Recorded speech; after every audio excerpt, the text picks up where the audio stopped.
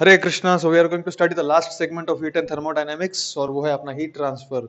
जो heat transfer होता है वो काफी हद तक करंट से रिजेंबल करता है, इलेक्ट्रिक करंट जो है। तो पढ़ाएंगे भी वैसे ही कि थोड़ा थोड़ा रिलेशन अपने को क्लियर रहे।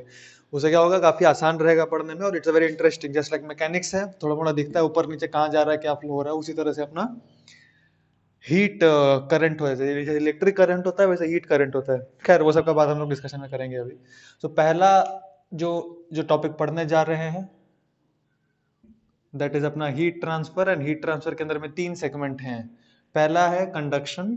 ये थोड़ा सा डिफरेंस मैं आपको समझा देता हूं क्योंकि थ्योरी पर्सपेक्टिव से भी ये इंपॉर्टेंट है। पहला है अपना कंडक्शन, ठीक है। तो कंडक्शन, दूसरा है कन्वेक्शन और तीसरा है रेडिएशन। हो सकता है आपने थोड़ा बहुत पढ़ा भी होगा ये सब बचपन में। पढ़ा तो नहीं होगा पर नाम तो एटलीस्ट सुना होगा। कंडक्शन, कन्वेक्शन और रेडिएशन पढ़ा भी होगा, पढ़ाते हैं ये सब। कंडक्शन, कन्वेक्शन और रेडिएशन। छोटा छोटा एग्जांपल से एक बार समझ लेते हैं ताकि थियोरेटिकली अपने को क्लैरिटी रहे कि तीन चीज है क्या। देख, आपने कभी रोटी वोटी गर्म किया होगा, अगर गर्म तो नहीं किया होगा, सेकना आता नहीं होगा तुम लोग को, पर फिर भी है ना। मान लो अपना समन्वय गया जोश में। समन्वय नाम का एक लड़का है जिसको रोटी बनाना है। यहाँ पर बर्नर चढ़ा हुआ है और समन्वय जाता है और देखता है यहाँ पे लकड़ी का ये कोटिंग लगा हुआ है। पर जब देखता है लकड़ी का कोटिंग लगा हुआ है, उसको समझ में नहीं आता लड़की ये लकड़ी का कोटिंग क्यों लगा हुआ है, क्योंकि रोटी तो यहाँ पे है, गर्म तो यहाँ पे हो रहा है। तो वो लकड़ी के कोटिंग को हटा देता है और डायरेक्ट इसी को पकड़ लेता है अपना हाथ से। तो अगर इसको हाथ से पकड़ लेगा तो गर्म तो यहाँ पे हो रहा है, तावा।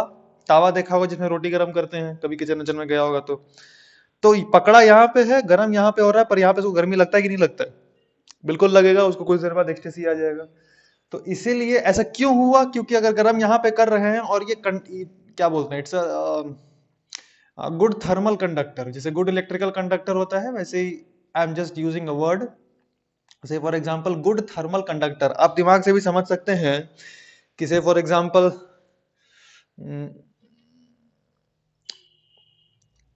जो चीज हीट अच्छा कंडक्ट करता हो, जैसे फॉर एग्जांपल अपना आयरन हो गया या स्टील हो गया, ये सारा हीट काफी अच्छा कंडक्ट करता है, इसको बोलेंगे गुड थर्मल कंडक्टर। और जो पुअर कंडक्टर्स ऑफ हीट है, जैसे अपना कपड़ा हो गया, या फिर प्लास्टिक हो गया, या फिर अपना लकड़ी हो गया, ये सारा चीज है बैड कंडक्टर्स ऑफ हीट।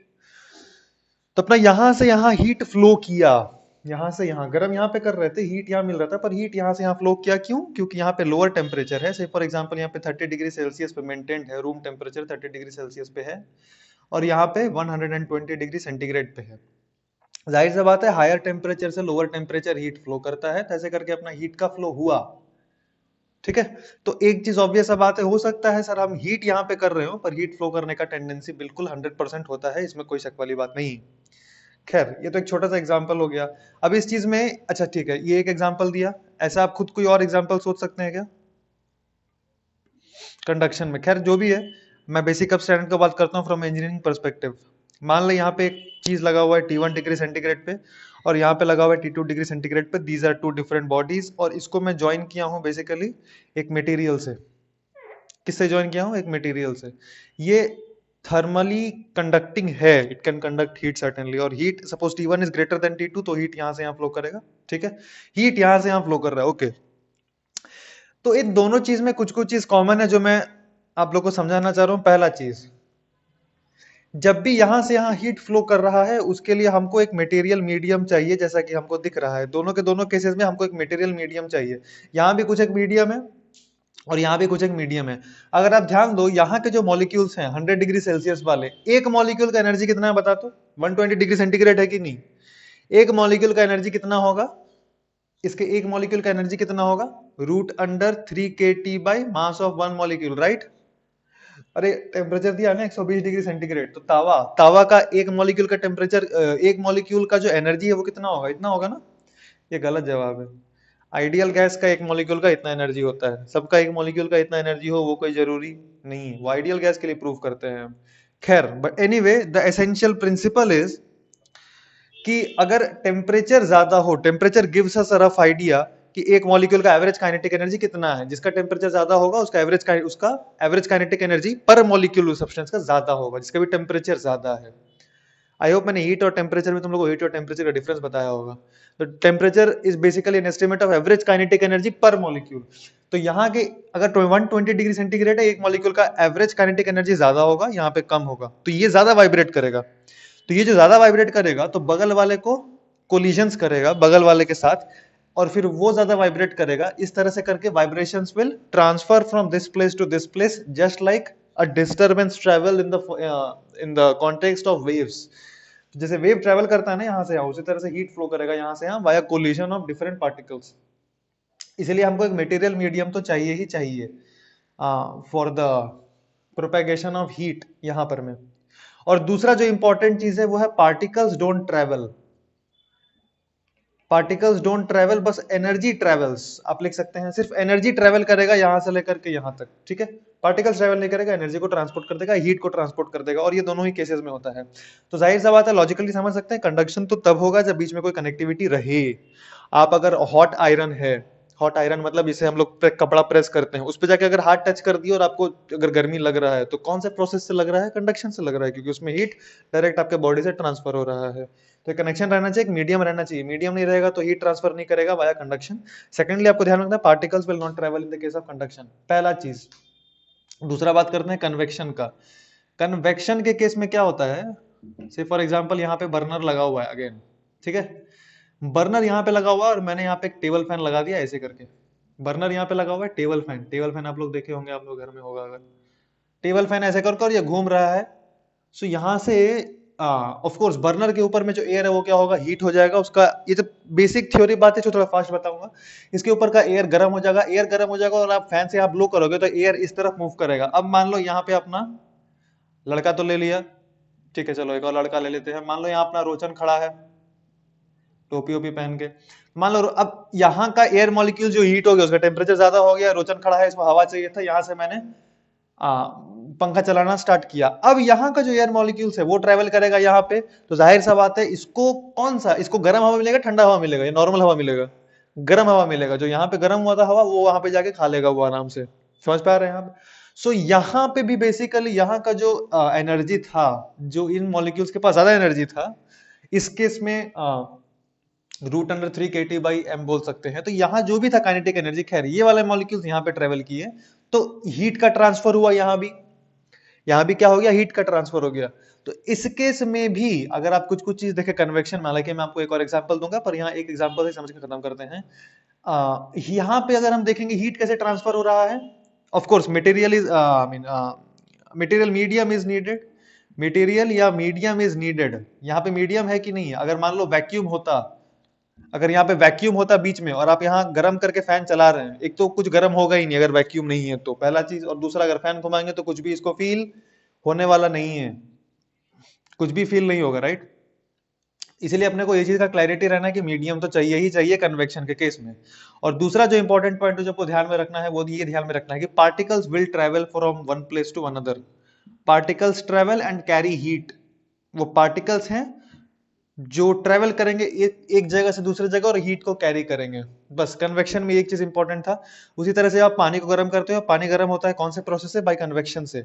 आप जब यहाँ पे हीट करते हो, यहाँ पे नीचे वाला पानी क्या होता है, हीटेड अप हो जाता है। नीचे वाला पानी जब हीटेड अप होता है उसका डेंसिटी घट जाता है, क्योंकि पानी एक्सपैंड करता है ऑन हीटिंग। घट जाएगा जब डेंसिटी, तो ऊपर में भारी पानी है, भारी पानी और डेंसिटी ज्यादा है ऊपर का, तो ऊपर का डेंसिटी ज्यादा है तो वो नीचे वाले को पुश करके नीचे आता है, नीचे वाले को ऊपर ढकेल देता है। अब क्या होगा समझाता हूँ। फॉर एग्जाम्पल 30 डिग्री सेल्सियस था पानी का, तो ऊपर 30 हो गया, नीचे 40 डिग्री हो गया, ठीक है। तो क्या होगा, ये ढकेलेगा 30 डिग्री वाला, इसका डेंसिटी ज्यादा है, ये नीचे आएगा, 40 डिग्री वाला ऊपर, ऊपर आ गया 40 डिग्री वाला, नीचे आ गया 30 डिग्री वाला। अब ये हीट होगा, एक समय 40 डिग्री सेल्सियस होकर हीट हो जाएगा। अब और फर्दर हीट होगा, मान लो हो गया 50। अब इसका डेंसिटी ज्यादा हो गया तो ये नीचे आएगा और इसको ऊपर ढकेल देगा, तो ऊपर चला जाएगा 50 और नीचे चला जाएगा 40, और फिर से हीट होगा। इस तरह करके हीट होते होते कब तक चलते रहेगा ये प्रोसेस, ऊपर नीचे वाला, जब तक पूरे का पूरे पानी का टेम्परेचर 100 डिग्री सेल्सियस ना हो जाए। This is how the heating in this particular case happens. So therefore heat कैसे हो रहा है, पार्टिकल्स के मूवमेंट से। जहां भी पार्टिकल्स का मूवमेंट दिखे और हीट फ्लो कर रहा है by the movement of the particles, तो वो कौन सा प्रोसेस होता है अपना, कन्वेक्शन का। और तीसरा एक प्रोसेस होता है रेडिएशन का, जिसके बारे में बस एक छोटा सा जस्ट आइडिया देंगे।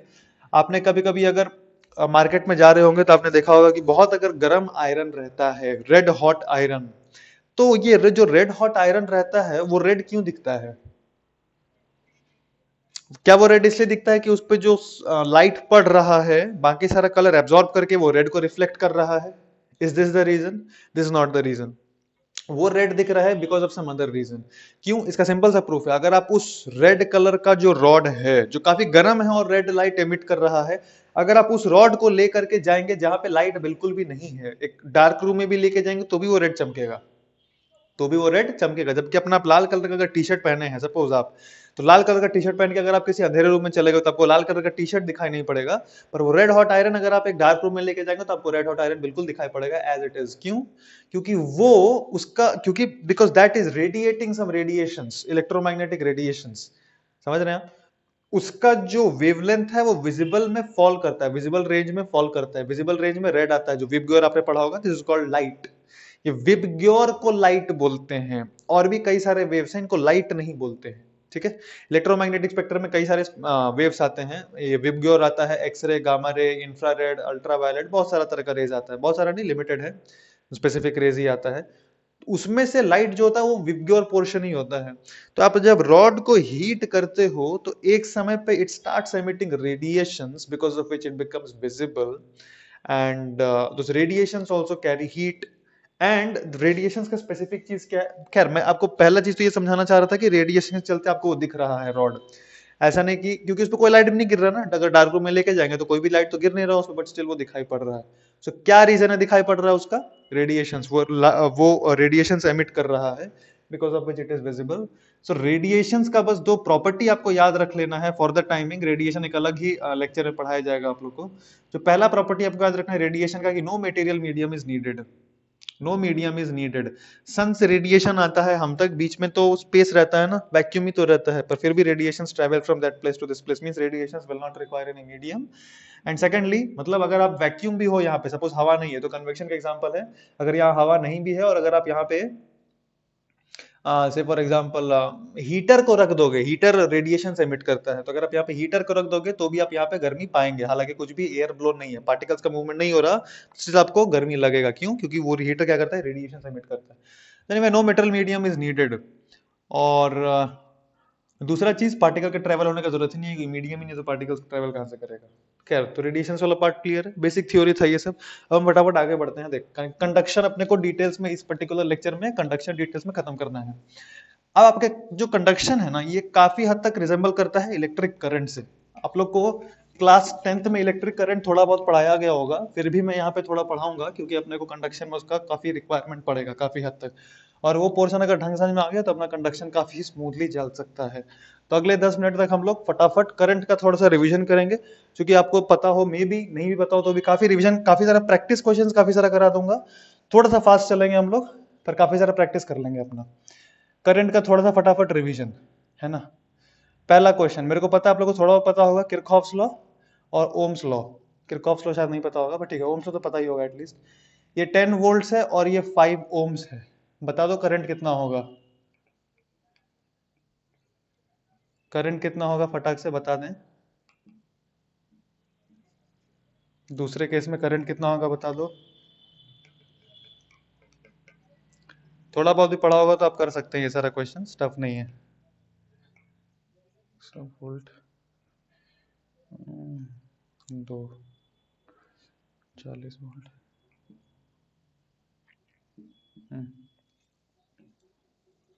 चलो, ये बस ये 3 क्वेश्चन दे रहा हूं, फटाफट बता दो कितना होगा।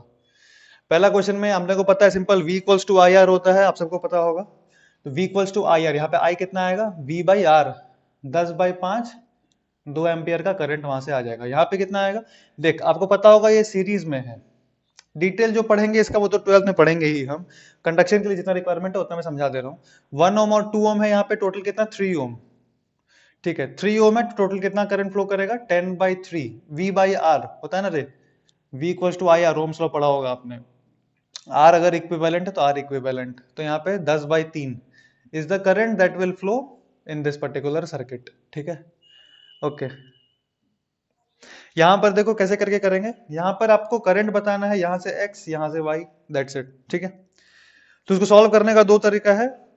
दूसरा तरीका तो मैं बता ही नहीं रहा, मैं सिंपल तरीका बता दे रहा हूं। देख, ये जो 40 वोल्ट है, ये जो 40 वोल्ट है, ये 40 वोल्ट ही अप्लाई हो रहा है यहां भी। अगर मैं आपको बोलूं पोटेंशियल ऑफ ए बी कितना होगा, वी ए बी कितना होगा, वी ए बी कितना होगा रे 40। ये जो 40 है तो पूरा का पूरा इसके अक्रॉस आएगा ना। चलो अगर मैं बोला वी पी क्यू कितना होगा और वी एक्स वाई कितना होगा रे, potential difference between points P Q कितना होगा, 40 ही तो होगा ना, क्योंकि जब यहां से मूव कर रहे हैं तो कोई भी बीच में रेजिस्टर तो आया नहीं।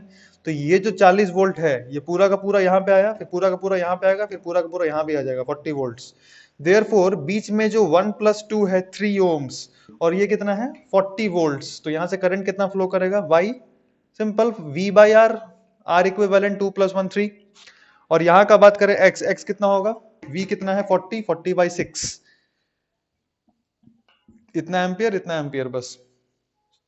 साथ ही साथ यहाँ पे आप इसका इक्विवेलेंट निकाल लेंगे ना, इसका इक्विवेलेंट कितना आएगा, देख 2 और 1 3, 3 और 6 they are in parallel, they are in parallel, so their equivalent is R1 R2 by R1 plus R2 that is 2 ohms।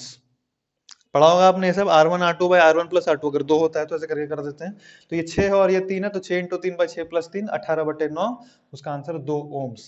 खत्म, सिंपल सा। ये सारा बहुत बेसिक था। अब थोड़ा सा एक चीज देख लो जो मे बी आप लोग के लिए नया हो,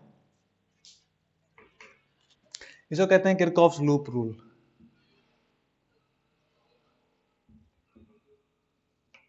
किरचॉफ्स लूप लॉ। चलो देख, ये क्या बोलता है कि अगर आप, मैं समझा देता हूँ, एग्जांपल से समझा देता हूँ, सिंपल सा एग्जांपल से स्टार्ट करते हैं। चल सबसे पहले बताओ, अगर मैंने ऐसे सर्किट बना दिया, ये 10 वोल्ट और ये 5 ओम, करंट किस डायरेक्शन में फ्लो करेगा, क्लॉकवाइज फ्लो करेगा कि एंटी क्लॉकवाइज फ्लो करेगा, जल्दी जल्दी बोल, शर्माओ नहीं। क्लॉकवाइज फ्लो करेगा कि एंटी क्लॉकवाइज फ्लो करेगा, एंटी क्लॉकवाइज फ्लो करेगा, ऐसे करके, ठीक है। कितना फ्लो करेगा, 2 एम्पियर्स, ठीक है। फटाफट कॉपी पेन निकाल के लिखते रहना, आलसी की तरह बैठ के लेक्चर मत देखना, फास्ट करना थोड़ा, क्योंकि ये पोर्शन खत्म करने के बाद जो कंडक्शन पढ़ाएंगे it is very interesting, pure numericals है उसमें, कोई टाइम पास नहीं है यहाँ पे, और ये समझ में आएगा तो वो करने में अच्छा लगेगा आपको, इसलिए फटाफट ध्यान समझो, नया चीज है आपके लिए। पेन कॉपी नहीं निकाल के बैठेंगे, प्रैक्टिस नहीं करेंगे, गड़बड़ा जाएगा। 10 वोल्ट है, 2 एम्पियर फ्लो कर रहा है करंट। किरचॉफ्स लूप रूल क्या बोलता है, अगर आप कोई भी एक पॉइंट पकड़ लो, मान लो P, और यहां से ट्रेवल करके अगर जाओ और वापस यहां पे आ जाओ, खैर एक सेकंड, दो दो चीज है यहां पे, एक तो चीज है direction of flow of current, एक चीज है direction of flow of current जो कि फिक्स्ड है, करंट का डायरेक्शन फिक्स्ड है जो कि है एंटी क्लॉकवाइज, इसमें कोई डाउट का बात नहीं है। अब लूप, अगर आपको एक लूप का चक्कर काटना है तो दो तरीके से काट सकते हैं, क्लॉकवाइज या एंटी क्लॉकवाइज, वो तो मेरे पे डिपेंड करता है ना। किरचॉफ्स लूप रूल क्या बोलता है, एक लूप पूरा घूमो आप, कैसे, जैसे आपका इच्छा हो, जैसे आपका इच्छा हो। मान ले क्लॉकवाइज, लेट अस से क्लॉकवाइज, लेट्स टेक क्लॉकवाइज, मान लो क्लॉकवाइज घूम रहा हूं, क्या बोलता है मैं दिखाता हूं आपको, हमको ऐसे करके आना है। करंट कैसे चल रहा है रे, करंट ऐसे चल रहा है, ध्यान रखियो, हम कैसे जाएंगे, ऐसे करके, और एक पूरा चक्कर काट के वापस पी पे आएंगे। अब क्या क्या करूंगा वो ध्यान से देखना। मान लो यहां का पोटेंशियल है Vp, तो मैं लिखा Vp, मैं क्या लिख दिया, Vp। अब मैं यहां से चला चला चला चला चला चला चला, कुछ नहीं आया, फिर से यहां चला चला चला चला तो 5 ओम आ गया। अब ध्यान से देख, करंट का डायरेक्शन के क्या मैं ऑपोजिट जा रहा हूं, करंट ऐसे करके आ रहा है और मैं करंट के डायरेक्शन के ऑपोजिट जा रहा हूं। अब जो मैं स्टेटमेंट बोलने जा रहा हूं लिख लो या समझ लो अच्छे से, जब भी मैं किसी रेजिस्टर के अक्रॉस जाऊं opposite to the direction of current, जब भी मैं किसी रेजिस्टर के अक्रॉस जाऊं opposite to the direction of current, है ना, तो उस केस में there will be a potential increase of I R, there will be a potential increase of IR, where I is the current through that resistor and R is the resistance of that resistor, ठीक है। अब यहां पे पहुंचा, देख Vp plus add हो गया, क्योंकि यहां से जब मैं यहां जंप मारूंगा इस रेजिस्टेंस से, जब इस रेजिस्टेंस पे आऊंगा तो IR का इंक्रीमेंट हो जाएगा, क्यों, क्योंकि करंट के ऑपोजिट जा रहा हूं मैं, ठीक है। तो यहां पे पहुंच गए, तो अभी तक पोटेंशियल टोटल कितना हो गया, Vp प्लस 2 × 5। अभी फिर आ रहे, कुछ नहीं आया, कुछ नहीं आया, कुछ नहीं आया, कुछ भी नहीं आया, कुछ भी नहीं आया, कुछ भी नहीं आया, अब यहां पहुंच गए, ठीक है, यहां पहुंच गए। अब यहां से जब मेरे को जंप करना है, देख बैटरी बीच में आ गया, तो बैटरी का जब बड़ा डंडा से छोटा डंडा कूदेंगे आप, मतलब हायर पोटेंशियल से लोअर पोटेंशियल कूद रहे हैं तो पोटेंशियल बढ़ रहा है घट रहा है? पोटेंशियल घटेगा। हायर से लोअर कूद रहे हैं ना, कितना घटेगा? जितना बैटरी का ईएमएफ है, -10। यहां पहुंच गए, पहुंचते पहुंचते पहुंचते यहां पहुंच गए, that is VP. That is VP. यहां पहुंच गए ना तो पोटेंशियल यहां मैच कर गया, अब यहां पे आ गया तो दैट इज वीपी। देख मैच कर रहा है कि नहीं? आप देखो मैच कर रहा है कि नहीं? मैच कर रहा है। This is called Kirchhoff's loop rule. ये क्या है मैं आपको समझाऊंगा थोड़ा सा, कुछ कुछ और एग्जांपल लेके समझते हैं। देख मैं एक और एग्जांपल देके आपको समझाता हूं। ये तो पहला एग्जांपल था, दूसरा एग्जांपल लेते हैं। दूसरा एग्जांपल नहीं लेते हैं, काम करते हैं, इसी को दूसरे मेथड से समझते हैं। चलो ये मैंने ए लिया, अब मैंने बी लिया। Let's take anti clockwise. Anti clockwise लेके ट्राई करते हैं। चलो देखो, यहां से स्टार्ट करेंगे और ऐसे करके आएंगे। अब एंटी क्लॉकवाइज यही हुआ ना, ठीक है। पी से स्टार्ट करेंगे, ऐसे करके जाएंगे और घूम के वापस पी पे आना अपने को, ठीक है। तो पी से स्टार्ट करते हैं। देख पी से गए गए गए गए गए, पहले तो लिख लो बीपी। स्टार्ट कर रहे हैं यहां से, जा रहे जा रहे जा रहे, कुछ नहीं आया। अब देख कहां से कहां जंप मार रहे हैं। बैटरी आया, दो ही चीज आ सकता है फिलहाल, बैटरी या फिर एक रेजिस्टेंस। ये दो चीज को छोड़ के और कुछ नहीं आएगा। कैपेसिटर कैपेसिटर आएगा बाद में पढ़ेंगे अपन। पर यहां छोटा से बड़ा जंप मारे। अच्छा छोटा से बड़ा जब जंप मारेंगे तो पोटेंशियल बढ़ रहा है घट रहा है? बढ़ रहा है। छोटा पोटेंशियल से बड़ा पोटेंशियल की तरफ जा रहा है तो पोटेंशियल बढ़ रहा है। कितना बढ़ेगा? 10। तो लिखा अपन वीपी +10। बढ़ रहे हैं बढ़ रहे हैं, कुछ नहीं आया, बढ़ रहे हैं बढ़ रहे हैं, कुछ नहीं आया, बढ़ रहे हैं बढ़ रहे हैं बढ़ रहे हैं, कुछ नहीं आया, बढ़ रहे हैं बढ़ रहे हैं, यहां रेजिस्टेंस आ गया। अब ध्यान समझो, क्या मेरे को रेजिस्टेंस को कूद के पार करना है? रेजिस्टेंस को बिल्कुल कूद के पार करना है। तो जब जंप मारेंगे, क्या करंट के डायरेक्शन में जंप मार रहे हैं? बिल्कुल। करंट के डायरेक्शन देख, करंट का डायरेक्शन ये है। जब करंट के डायरेक्शन में जंप मारेंगे अक्रॉस रेजिस्टर, पोटेंशियल घटता है। यहां पोटेंशियल बढ़ रहा था क्योंकि जब रेजिस्टेंस के अक्रॉस जंप मार रहे थे तो करंट के उल्टा डायरेक्शन में जब मार रहे थे। यहां करंट के डायरेक्शन में अक्रॉस रेजिस्टेंस जंप मार रहे हैं तो घटेगा कितना? I R. ओम्स लॉ से V equals to I R का ड्रॉप होगा। आई कितना? जितना करंट फ्लो कर रहा है 2, आर 5। आर 5। यहां पहुंच गए, ठीक है। चल रहे हैं चल रहे हैं चल रहे हैं चल रहे हैं चल रहे हैं, वापस बीपी पे आ गए। देख मैच कर रहा है रिजल्ट, ठीक है। इसका यूज कहां पे? आप लोग को थोड़ा थोड़ा फीलिंग आया? एक दो तो आप खुद से ही करके देख लो ताकि आप लोग को थोड़ा सा प्रैक्टिस हो जाए। आप लोग का हाथ थोड़ा सेट रहना चाहिए इस चीज में। 5 ओम, इसको 5 मत लो, इसको ले लो 2 ओम, 14 वोल्ट। एक बार खुद से एक बार देख लो, लिख के एक बार लिख के प्रैक्टिस कर लो ताकि अपने को पता पड़ जाए। बस एक ही दे रहा हूं, बस एक ही, उसमें खुद से एक बार लिख लो। सपोज आप ये वाले पॉइंट से स्टार्ट करो और ये वाले पॉइंट तक पहुंचो और देखो आप लिख पा रहे हो कि नहीं। इसका पोटेंशियल क्यू पकड़ो, करंट कैसे फ्लो करेगा खुद से देखो, और क्यू से लेकर के क्यू तक आओ और देखो सब मैच आपका मैच कर रहा है कि नहीं। चलो फटाक से मैच करो, आगे बढ़ते हैं। उसके बाद उसको फटाक से मैच कर लीजिए। Let us proceed head after that.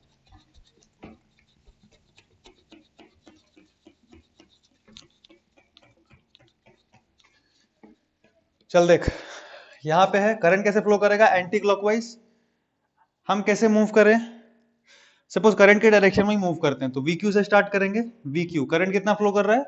5 2 7 7, 14/7 is 2 amperes. 2 ampere current will flow. Okay, so V Q से स्टार्ट किए, जा रहे कुछ नहीं है, जा रहे रजिस्टर आ गया। जब कूदेंगे across this resistor, I R का ड्रॉप होगा क्योंकि जंप मार रहे in the direction of current. I into R का ड्रॉप हुआ, यहां पहुंच गए, ठीक है। ओके, फिर से जा रहे, अब फिर से जंप मारे, कितना का ड्रॉप होगा? -I into R. चलो जा रहे यहां पे आ गए। छोटा से बड़ा कूद रहे हैं तो इंक्रीमेंट होगा कितना का? जितना ईएमएफ है उसका। This should be equal to V Q. Cut रहा है क्या? 4 10 14 कट जा रहा है। So V Q equals to V Q. यही अगर आप ऐसे करके आते तो भी आपका यही रिजल्ट आना था, ठीक है। उसका यूज क्या है देखो, मैं समझाता हूं अभी आपको। ये आप जंप मारना सीख गए ना, एक पॉइंट से दूसरे पॉइंट में जंप मारना सिखाना था मेरे को आपको बस। अब मान लो ये एक पॉइंट है जिसका पोटेंशियल दिया हुआ है 10 वोल्ट। यहां मैंने रेजिस्टेंस लगाया, एक बैटरी भी लगा दिया, फिर से एक रेजिस्टेंस, दूसरा बैटरी, और यहां पे, ठीक है। चलो फटाफट, मान लो यहां का पोटेंशियल 10 वोल्ट, करंट फ्लो कर रहा है 2 एम्पियर। मैंने दे दिया डेटा आपको, मैंने दिया हुआ data 1 ohms, 10 volts, 20 volts, 3 ampere, Q. Question है फाइंड वी क्यू। इसका पोटेंशियल कितना होगा? आपको लिखना आ गया ना कैसे करके लिखते थे? एक पॉइंट से 10 वोल्ट से स्टार्ट करो, चलते रहो 10 वोल्ट, मूव कर रहे हैं मूव कर रहे हैं मूव कर रहे हैं, 1 ओम आया, करंट कितना फ्लो कर रहा है? 2 एम्पियर। करंट तो पूरा ब्रांच से 2 ही फ्लो करेगा ना। ये क्या है? 3 ओम से, सॉरी 2 एम्पियर पूरा ब्रांच है तो 2 एम्पियर ही फ्लो करेगा। तो यहाँ पे कितना ड्रॉप हुआ लिख सकते हैं, फिर यहाँ से आएंगे तो कितना होगा लिख सकते हैं। ऐसा करके पूरा यहाँ पे पहुंचेंगे तो अपने को प्रॉपर एक पोटेंशियल का वैल्यू मिल जाएगा। ऐसे करके फटाफट ट्राई करो। पहला क्वेश्चन ये मैं करके दिखा दूं, देख यहां से स्टार्ट करेंगे, VQ पूछ रहे हैं ना, तो VQ क्या लिखेंगे? 10 से स्टार्ट कर रहे हैं, वहां तक जाना है। 10 बढ़ रहे हैं बढ़ रहे हैं बढ़ रहे हैं, रजिस्टर आया। क्या करंट के डायरेक्शन में कूद रहे हैं? बिल्कुल, अक्रॉस द रजिस्टर तो कूद ही रहे हैं वो करंट के डायरेक्शन में। तो IR का ड्रॉप I इंटू आर, तो लिख देंगे -2। यहां पहुंचे, यहां पे पहुंच गए। अब यहां से फिर से जंप मारेंगे, कितना का इंक्रीमेंट होगा रे? 10 का। छोटा से बड़ा कूद रहे हैं ना, 10 का इंक्रीमेंट होगा। यहां पहुंच गए, फिर से मूव कर रहे हैं तो रेजिस्टेंस के क्रॉस जंप मारे इन द डायरेक्शन ऑफ करंट, तो ड्रॉप होगा IR का। I है 2, R है 3, तो हो गया 6। यहां पहुंचे, जंप मारे बड़ा से छोटा जंप मारे तो घटेगा -20। This is equal to VQ। अच्छा मैंने डायरेक्ट लिख दिया VQ, यहाँ पे डायरेक्ट लिखा हुआ है VQ। इसका आंसर कितना आ गया देख, हाँ 20 कट गया, -8। इसका पोटेंशियल आ गया -8 वोल्ट्स। मैं बस लिखना सिखा रहा हूँ कैसे लिखते हैं, डेटा वेटा का आप टेंशन ना लें बिल्कुल भी। ठीक है, चलो ऐसा 2 क्वेश्चन दे रहा हूँ, फटाफट फटाफट कर लो।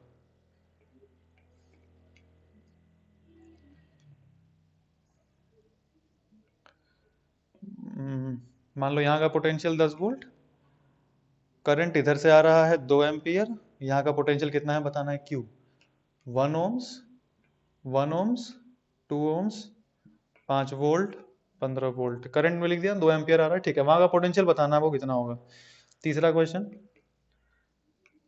चलो सिंपल सा, ज्यादा पैपा नहीं करेंगे। 10 वोल्ट 5 ओम्स और यहाँ का पोटेंशियल कितना बोल रहे हैं?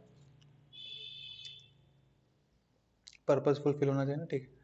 इसका 10 वोल्ट, इसका 5 volts, and let the current be flowing in this direction only and say 2 amperes, this is Q, find VQ। चलो यहाँ से देखते हैं फटाफट, करंट ऐसे फ्लो कर रहा है ना, पर अपने को तो यहाँ पता है, यहाँ से वहां जाते हैं कोई दिक्कत नहीं।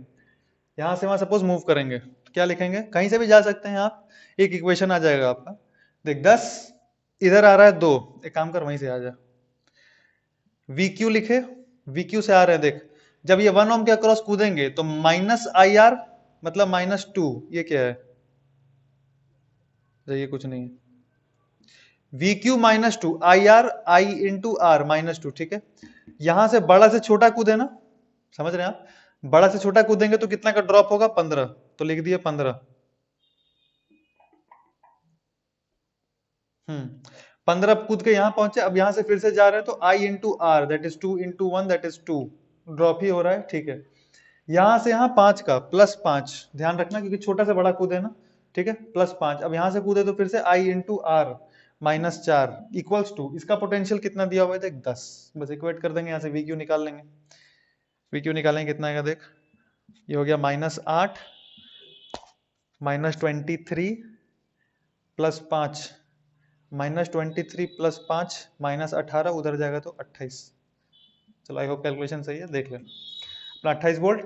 नेक्स्ट क्वेश्चन देख, VQ का बात करना है, कहां से कहां चलें? यहां से भी यहां चल सकते हैं, यहाँ पे यहां से गया था, अब यहां से यहां लेके दिखा देता हूं। देख यहाँ का पोटेंशियल कितना? 10 वोल्ट माइनस करंट कितना जा रहा है? 2 एम्पियर, सारे ब्रांच में यही फ्लो करेगा। अब तो 10 यहाँ पे देख, करंट के डायरेक्शन में जा रहे हैं क्या? यहाँ पे करंट के डायरेक्शन में जा रहे थे तो भी माइनस, यहाँ पे करंट के डायरेक्शन में ही जा रहे हैं, 2 एम्पियर ऐसे है ना, तो -IR, I कितना? 2, R। ठीक है, फिर देख बड़ा से छोटा कूदेंगे तो -10, फिर यहाँ से यहाँ कूदेंगे again -I into R, again -10, this is equal to VQ।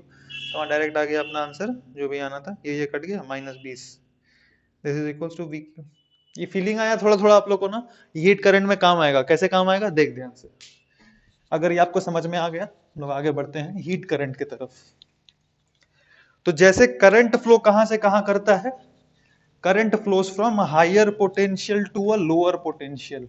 Similarly in heat transfer the heat will flow from higher temperature to lower temperature. दोनों डिट्टो सेम है, दोनों में कोई डिफरेंस नहीं है, एक ही बात है दोनों। देख कैसे, जैसे करंट में I क्या होता है?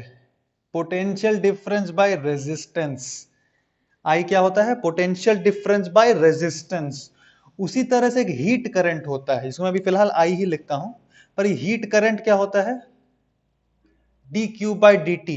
Rate of flow of heat को बोलते हैं heat current. Rate of flow of, एक सेकंड में कितना हीट गया, D Q by D T, उसको बोलते हैं हीट करंट। और ये होता है जैसे पोटेंशियल डिफरेंस बाय रेजिस्टेंस होता है, यहां पोटेंशियल डिफरेंस क्या होगा? मान ले इसको मेंटेन करके रखें 100 डिग्री सेंटीग्रेड पे, इसको मेंटेन करके रखें 20 डिग्री सेंटीग्रेड पे, और यहां पे अपना एल लेंथ का एक रॉड लगा है जिसका क्रॉस सेक्शन एरिया ए है, क्रॉस सेक्शन एरिया ए है, ठीक है, ओके। तो अच्छा, और एक चीज यहां पे दिखा देता हूं आपको, मान लो उसी तरह से यहां पे बैटरी लगा है V, ये है R, ठीक है। करंट कितना फ्लो करता था रे? V upon R, potential difference upon R। उसी तरह से हीट करंट कितना फ्लो करता है, जिसको हम dq बाई dt से डिनोट करेंगे, या I से भी कर सकते हैं, जैसे आप इच्छा हो कर सकते हैं, कोई दिक्कत नहीं है। स्कूल में I मत लिख देना, स्कूल में dq बाई dt लिखना, अंडरस्टैंडिंग के लिए बस I बोल रहा हूं मैं। टेम्परेचर डिफरेंस कितना है रे? जो भी है आप लोगों को समझ में आना चाहिए। Just like potential difference there is temperature difference. और यहाँ पे जैसे इलेक्ट्रिकल रेजिस्टेंस रहता था, वैसे यहाँ पे क्या आएगा? Thermal resistance. और उसका वैल्यू क्या होता है? L by K A for a thermal conductor. Electrical resistance आपको याद होगा क्या होता था? रो एल अपॉन ए। वैसे थर्मल रेजिस्टेंस है, थर्मल रेजिस्टेंस क्या होता है? L बाई के ए। याद रखना है आपको, एज इट इज डिट्टो जीवन भर। थर्मल रेजिस्टेंस होगा L अपॉन के ए, इसको भूल जाइए। थर्मल रेजिस्टेंस याद रखिए L अपॉन के ए, सिंपल सा बात है। Basically this is temperature difference by thermal resistance. This is temperature difference by what is thermal resistance? L by K A. And this is heat current और the flow of heat, ठीक है। फटाफट करो, फटाफट छापो। चलो फटाफट क्वेश्चन कर लेंगे हम लोग। ध्यान से देख, बहुत ही आसान और बहुत ही इंटरेस्टिंग भी है। लास्ट लास्ट में कुछ अच्छा अच्छा क्वेश्चन दूंगा आपको, तो आपको अच्छा लगेगा। थोड़ा थोड़ा बेसिक क्वेश्चंस कर लेते हैं और काफी कुछ सीख लेंगे यहाँ पे। देख, यहीं पे मैं आपको एक एग्जांपल देके समझा देता हूँ। इसको थोड़ा रीअरेंज बाद में करना सिखा दूंगा। देख, यहाँ पे मैं इनिशियल और फाइनल टेम्परेचर तो दे दिया यहाँ का। मान लो मैं डेटा दे रहा हूँ, लेंथ आप पकड़ लो 10 metre, cross section area 0.5 metre square, K का वैल्यू, एक मिनट, एल बता दिया ना क्या है? L is the length of the conductor, thermal conductor, वो जो जहां जिसके थ्रू हीट ट्रांसफर होगा एक बॉडी से दूसरे बॉडी में।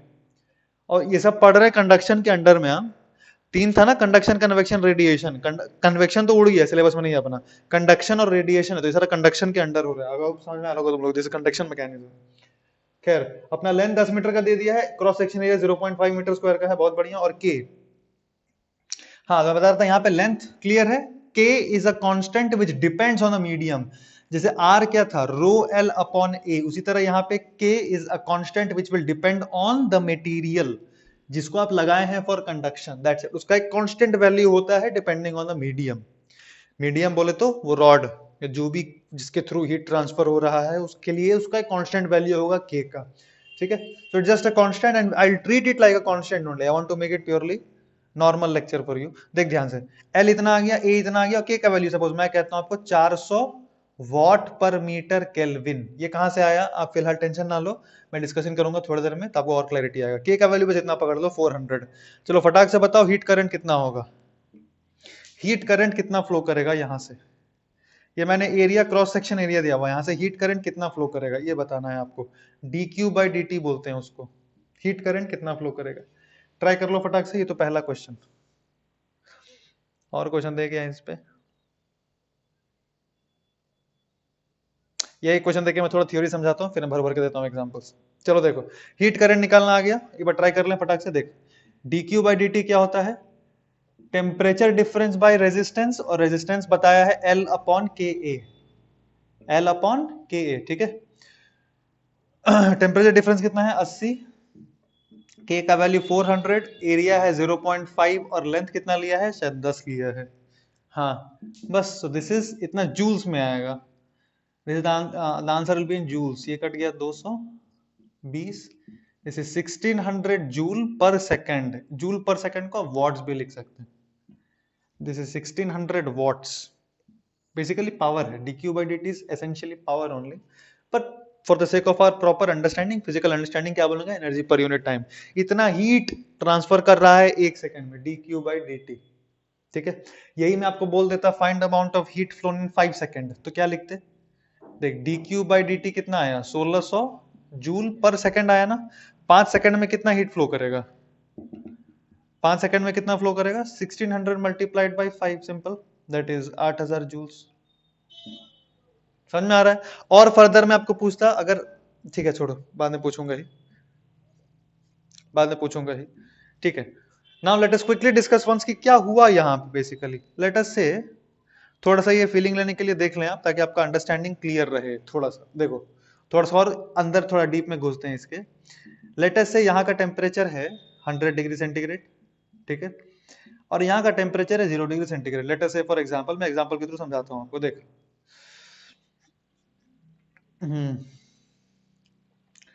यहां से यहां का टेम्परेचर ज्यादा है, यहां का टेम्परेचर कम है, हीट कहां से कहां फ्लो करेगा, higher temperature to lower temperature, इसमें कोई डाउट का बात नहीं है। एक काम करना, मेरे को क्लास में याद दिलाना, एक इंपॉर्टेंट चीज है, उसको कहते हैं पॉइजलीज इक्वेशन।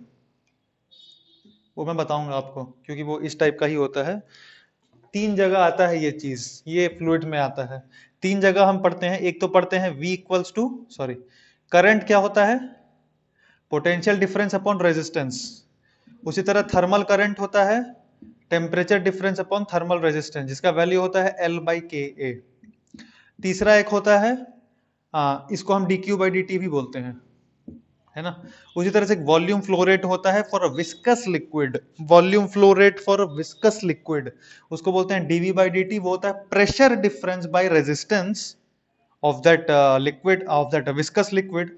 वो होता है 8 eta L by pi R का पावर 4। ये क्या होता है वो एक बार याद दिलाना, कभी क्लास में बता देंगे आप लोगों को। ये फ्लूइड्स में, फ्लूइड्स के अंडर में पढ़ते हैं, इन पाइप्स। खैर अब यहाँ पे वापस आते हैं, देख टेंशन ना ले, सेम ही चीज है सब कुछ बिल्कुल, 100 डिग्री सेंटीग्रेड, 0 डिग्री सेंटीग्रेड, ठीक है। मान लो यहां से हम एक पर्टिकुलर सेक्शन लेते हैं, क्रॉस सेक्शन पकड़ते हैं। ये जो क्रॉस सेक्शन है, इमेजिन करते हैं इसमें हीट घुस रहा है Q1 और यहां से हीट निकल रहा है Q2। आपको यह महसूस होगा कि ये 100 डिग्री है और ये 0 डिग्री सेंटीग्रेड है। कुछ देर के बाद ये रॉड हीट हो जाता है, अरे हीट फ्लो करेगा अगर यहां से यहां, तो रॉड तो हीटेड होगा ही, इसमें तो कोई डाउट का बात नहीं। तो क्या होता है, मान लो कोई भी अगर हमने क्रॉस सेक्शन पकड़ा ना, उसके लेफ्ट एंड से सपोज Q1 फ्लो कर रहा है और राइट एंड से सपोज Q2 फ्लो कर रहा है।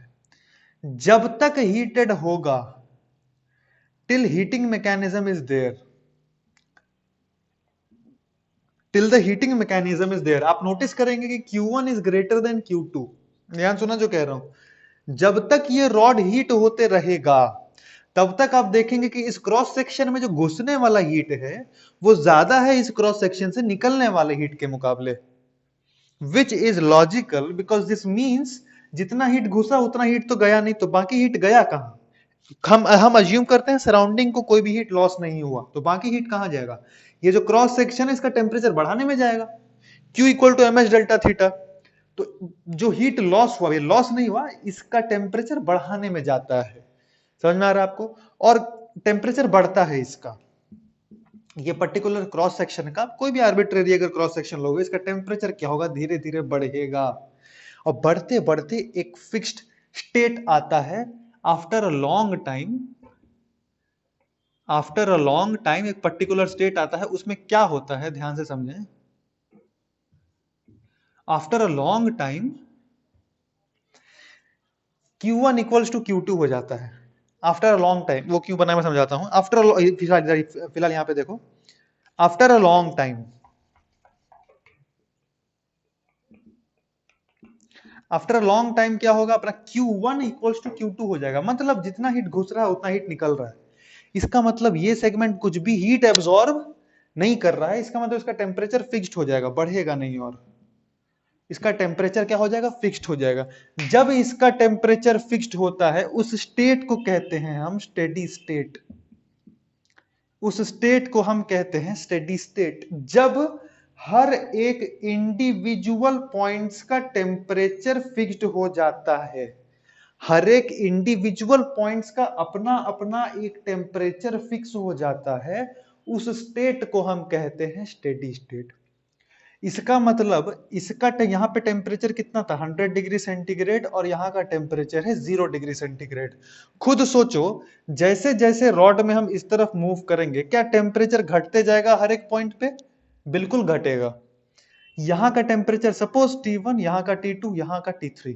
स्टेडी स्टेट में certainly T1 will be greater than T2 will be T3, but all of them will become individually constant। जब तक स्टेडी स्टेट नहीं आया था इस पॉइंट का टेम्परेचर बढ़ रहा था, इस पॉइंट का टेम्परेचर अपना बढ़ रहा था, इस पॉइंट का टेम्परेचर अपना बढ़ रहा था। पर स्टेडी स्टेट के आने के बाद हर एक जो इंडिविजुअल पॉइंट्स है उसका अपना अपना temperature will become constant and certainly linearly vary करता है वो। ये मैं आपको बता रहा हूं, इट विल लीनियरली वेरी। आप प्रूफ करने का कोशिश कर सकते हैं, आसान प्रूफ है, try to proof by yourself. ये लेक्चर खत्म होने के बाद ट्राई करना, अभी जोश में ट्राई मत करना, लटक जाएंगे आप। यहां से लेकर के यहां तक जो टेम्परेचर, हालांकि मैं फॉर्मूला दे दिया ना, ट्राई कर सकते हैं। यहां से यहां तक लेकर के जो टेम्परेचर है of any point x, it will be temperature of x, temperature at a length x will be directly proportional to x। ऐसा ट्राई कर सकते हैं आप, इट विल लीनियरली वेरी। घटेगा टेम्परेचर, क्यों? देख इस पॉइंट का टेम्परेचर कितना होगा, ध्यान से देखो, ये वाले पॉइंट का टेम्परेचर कितना होगा रे? 100 टच में है ना इसके साथ। हमने इसको मेंटेन करके रखा है, कंफ्यूज मत होना कि सर हीट तो फ्लो करेगा तो इसका तो टेम्परेचर घट जाएगा। अरे घटेगा, पर हमने इसको क्या करके रखा है, 100 डिग्री पे मेंटेन करके रखा है by some extra, by giving some external heat. Certainly heat loss होगा अगर मेंटेन नहीं करेंगे। अगर आप यहाँ से हीट फ्लो कर गया तो इसका टेम्परेचर तो घटेगा। वैसा क्वेश्चन में अज्यूम नहीं करना है अपने को, क्वेश्चन में अज्यूम करना है मेंटेन्ड है 100 डिग्री पे, बाहर से हीट सप्लाई कर रहे हैं और यहाँ पर भी मेंटेन्ड है, यहाँ पे हीट खींच रहे हैं जबरदस्ती, क्योंकि हीट ले लेगा तो बढ़ जाएगा इसका, तो हम हीट खींच ले रहे हैं। और ये भी क्या है, it is maintained eight 0 degree centigrade और यहाँ से अपना हीट फ्लो कर रहा है। स्टेडी स्टेट का कॉन्सेप्ट क्लियर हुआ? स्टेडी स्टेट में कुछ कुछ बात ध्यान क्या रखना आपको, सुन। जो भी क्वेश्चन आएगा सबसे पहले आपको अज्यूम करना है स्टेडी स्टेट का ही बात बोल रहा है। तो पहला चीज आपको मान लेना है हर एक पॉइंट का टेम्परेचर तो फिक्स हो चुका है। आपको क्वेश्चन में नहीं बोलेगा स्टेडी स्टेट से पहले का क्या घटना घट रहा है, वो नहीं पूछेगा। स्टेडी स्टेट के बाद का बात होगा, और स्टेडी स्टेट का बाद का बात मतलब हर एक पॉइंट का टेम्परेचर इंडिविजुअली कांस्टेंट हो गया है। सारा का पूरा रॉड का टेम्परेचर कांस्टेंट नहीं है, पूरे रॉड का temperature individually at different points have become constant. ये मीनिंग है स्टेडी स्टेट का। दूसरा मीनिंग स्टेडी स्टेट का क्या है कि जो यहां से हीट निकल रहा है पूरा पूरी घुस रहा है, यहाँ पे कहीं भी हीट गायब नहीं हो रहा। हर एक सेक्शन से सपोज क्यू हीट घुस रहा है तो इस सेक्शन से Q1 हीट निकलेगा भी, ठीक है, पूरा का पूरा हीट प्रॉपर्ली ट्रांसफर होगा। क्यों? क्योंकि कोई भी ये रॉड अब और हीट एब्जॉर्ब नहीं कर रहा है। हीट एब्जॉर्ब करेगा तो टेम्परेचर राइज करेगा, पर टेम्परेचर और राइज नहीं कर रहा। ये प्रैक्टिकल ऑब्जर्वेशन है इसका। आई मीन हर एक पॉइंट का टेम्परेचर फिक्स हो जाएगा और वो फिक्स ही रहेगा। अब अगर ये 100 और 0 रखे हैं इसको, तो इसको अगर आप चेंज नहीं करेंगे तो इसका हर एक पॉइंट का टेम्परेचर फिक्स होके रुक जाएगा और कुछ छेड़खानी उसमें नहीं होगा, ठीक है। तो ये था बेसिक स्टोरी। अब बात करते हैं न्यूमेरिकल्स का, फटाफट चलो आ जाओ। सो जैसे हमारे करंट सर्किट में सीरीज और पैरेलल रेजिस्टेंसेस रहता था, यहां पर भी बिल्कुल आप वो जो टेम्परेचर डिफरेंस वाला पॉइंट्स है, treat them like batteries. And जो बीच में हम रॉड्स लगाएंगे आप उसको देख के ही समझ जाएंगे that this rods are in series और this rods are in parallel. अगर रॉड सीरीज में है तो जो थर्मल रेजिस्टेंस है L/Ka, अगर आपको इक्विवेलेंट थर्मल रेजिस्टेंस, अगर आपको इक्विवेलेंट थर्मल रेजिस्टेंस निकालना है तो अगर सीरीज में दिख रहा है आपको रॉड्स लगा हुआ है between two specific temperatures, you can treat them in series L/Ka sigma, L/Ka1 plus L/Ka2, इस टाइप से, जैसे रेजिस्टेंस सीरीज में रहता था।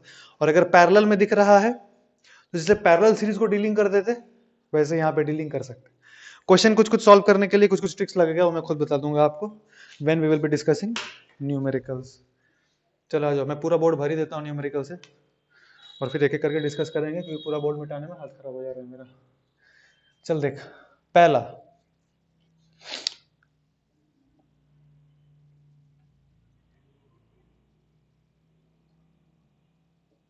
हंड्रेड डिग्री सेंटीग्रेड पे मेंटेन्ड है, 0 डिग्री सेंटीग्रेड पे मेंटेन्ड है। Length of the conductor, conductor मतलब जो मटेरियल है 1 मीटर। अच्छा, के का यूनिट कैसे लिखेंगे? हाँ, dq/dt क्या आया था देख, dq by dt is delta T by L by K ए, है ना। अपने को के का यूनिट पता करना है। dq by dt को क्या लिख दें, what. dq by dt joule पर सेकेंड, दैट इज वॉट। ये लेंथ एरिया को मार देगा मीटर से। डेल्टा टी इज केल्विन, इसका मतलब ये कट गया। देख क्या आ गया, के का वैल्यू क्या आया, what is the unit of K, watt per kelvin metre. ठीक है, watt per kelvin metre. This is just like अपना वो resistivity, it depends on the medium, similarly this will also depend on the medium. ठीक है, चलिए L बोल दिया 1 metre है, और एल बोल दिया 1 मीटर है, और क्या लगेगा आपको, cross section area is suppose again 1 metre square, length एक मत लो 10 मीटर ले लो, और के का value 200 watt per metre kelvin. चलो पहला, find thermal resistance, B dq by dt through rod, dq by dt through the rod, part C temperature gradient, part D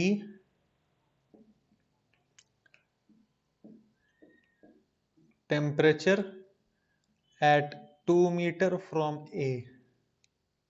चलो पहला question हो गया। दूसरा क्वेश्चन फटाफट ट्राई करते रहो। दूसरा question again 100 degree centigrade, 0 degree centigrade, दो रॉड लगा देते हैं, L के टू A,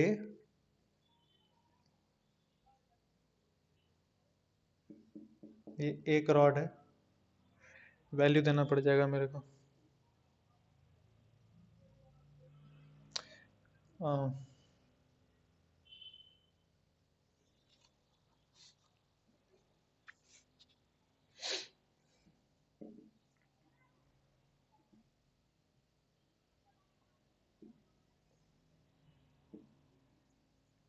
इसका इसका टेम्परेचर ले लो आप 8T, और इसका टेम्परेचर ले लो, या इसका अपने को तो डेल्टा टी से मतलब है ना।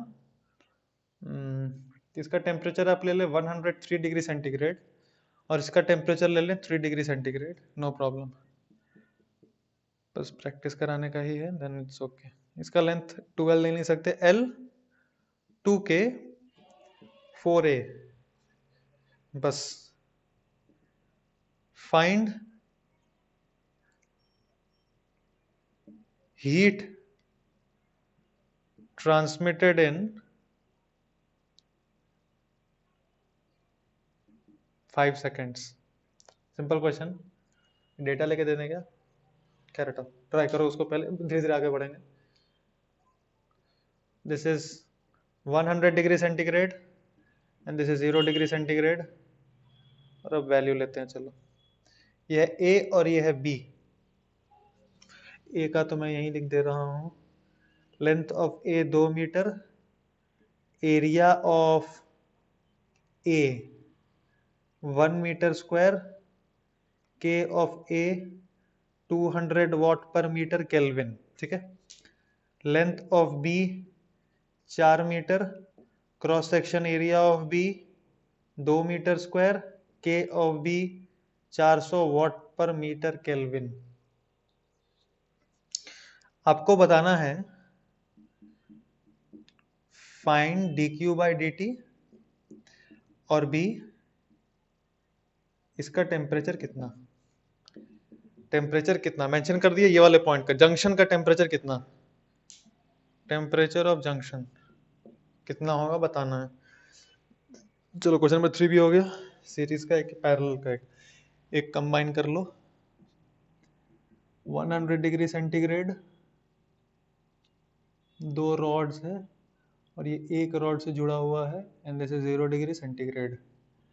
L के 2A, L 2K 2A, 2A लेने का क्या फायदा, यही ले लो, और इसका 2L 4K 4A, ठीक है। यहाँ पे फाइंड द टेम्परेचर कितना होगा वहां पे। क्वेश्चन नंबर 5, सॉल्यूशन वहीं कर दूंगा सारा। क्वेश्चन नंबर 5, हम्म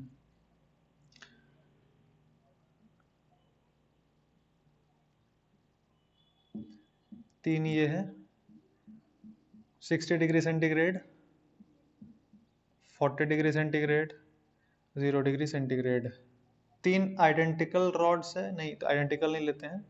लेट अस से this is LK2A, 2LK4A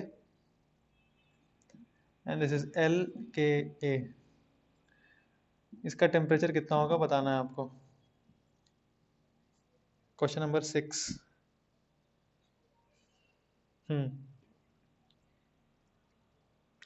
question number 6 ऐसा लेते हैं, चलो। इन question 1, B is infinite mass of ice. B is basically, B basically क्या है? I mean, let us say in question 1 जो B है, it is basically infinite mass of ice at 0 degree centigrade. Find ice melted after 5 minutes. Question number 6 हो गया। Okay, question number 7, tough question भी करा दूं क्या? करा देता हूं, चल देख कराएंगे नहीं कराएं।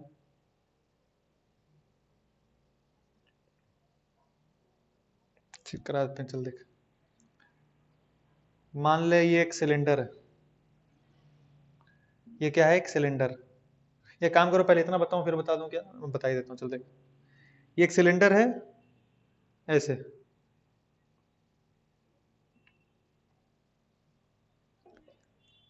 This is a cylinder like this, और हॉलो सिलेंडर है ऐसा करके, ठीक है। हॉलो सिलेंडर है, अंदर में खोखला है, समझ रहे ना रे?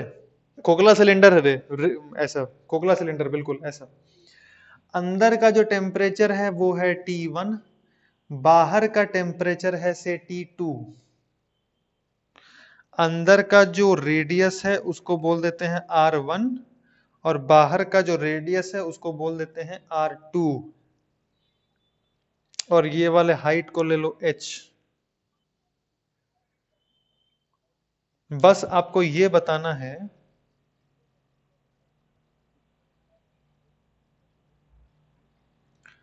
Find thermal resistance of the cylinder, बस इतना, thermal resistance of the cylinder. और भी काफी सारे क्वेश्चंस है पर वो मैं लाइव क्लास में करा दूंगा। चलो फटाफट देखते हैं, सॉल्यूशंस देखते हैं। चलो पहला सॉल्यूशन, 100 से स्टार्ट, टाइम है ना रे? ओके, टाइम है तो वाला अच्छा क्वेश्चन भी करा दूंगा मैं। 100 से स्टार्ट किए 0 तक पहुंचना है अपने को, थर्मल रेजिस्टेंस निकालने बोल रहे हैं। कैसे करेंगे? L बाई के ए।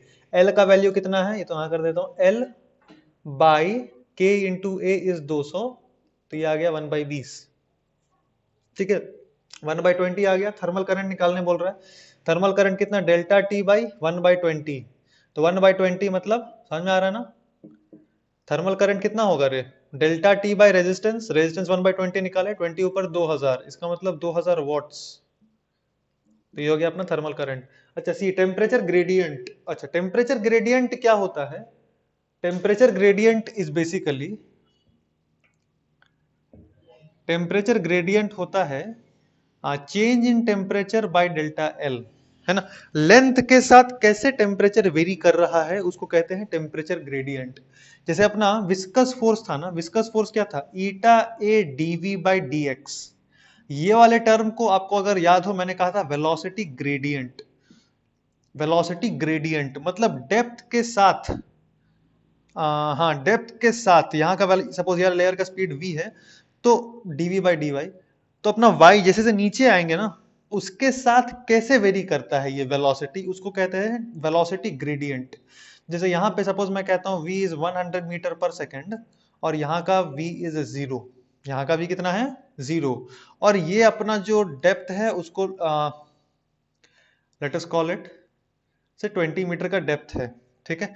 तो dv बाई dy कितना होगा, dv कितना है, change in speed with respect to depth, तो चेंज इन स्पीड dv कितना होगा, देख 100 होगा ना, यहाँ 100 यहाँ 0, डेप्थ कितना 20, समझ पा रहे हैं आप। सो दिस इज, ये कितना आया 5 मीटर पर सेकेंड, 5 मीटर पर सेकेंड। इसका मतलब क्या है, इसका मतलब है change in speed with change in Y is 5 metre. मतलब if I go 1 metre deep, if I go 1 meter deep, change in velocity will be 5। Velocity gradient का मतलब है, अगर मेरे को यहां पर पता है कितना वेलोसिटी है, तो अगर मैं नीचे जाऊंगा तो कितना चेंज होगा स्पीड, वो चेंज बता सकता है आपको ग्रेडियंट। एग्जैक्ट वैल्यू नहीं बताएगा, वेलोसिटी ग्रेडियंट चेंज इन बताएगा, क्योंकि this is change in speed by the change in height. तो चेंज इन स्पीड देता है। अगर इसका वैल्यू 5 आया ना, देख आप dv इधर dy, आप क्या लिखोगे, dv बराबर 5 dy, यही लिखोगे ना। आपको क्या दे रहा है, v दे रहा है कि चेंज इन स्पीड देगा, दोनों साइड इंटीग्रेट करो। इंटीग्रेट करने जरूरत नहीं, हालांकि तो कांस्टेंट है यहाँ पे, मतलब ये थोड़ा टफ तब होता है जब velocity was not linearly varying, यहाँ तो लीनियरली वेरी कर रहा है। ये अपना डेल्टा वी है और ये अपना डेल्टा वाई है, तो खैर तो चुपचाप बाहर निकल जाएगा। डेल्टा वी बराबर, इसको हटाओ, इंटीग्रल हटाओ, dv बाई dy बराबर 5, उसको मैं डेल्टा वी लिख दे रहा हूँ, dv को 5, डेल्टा वाई आ गया ना।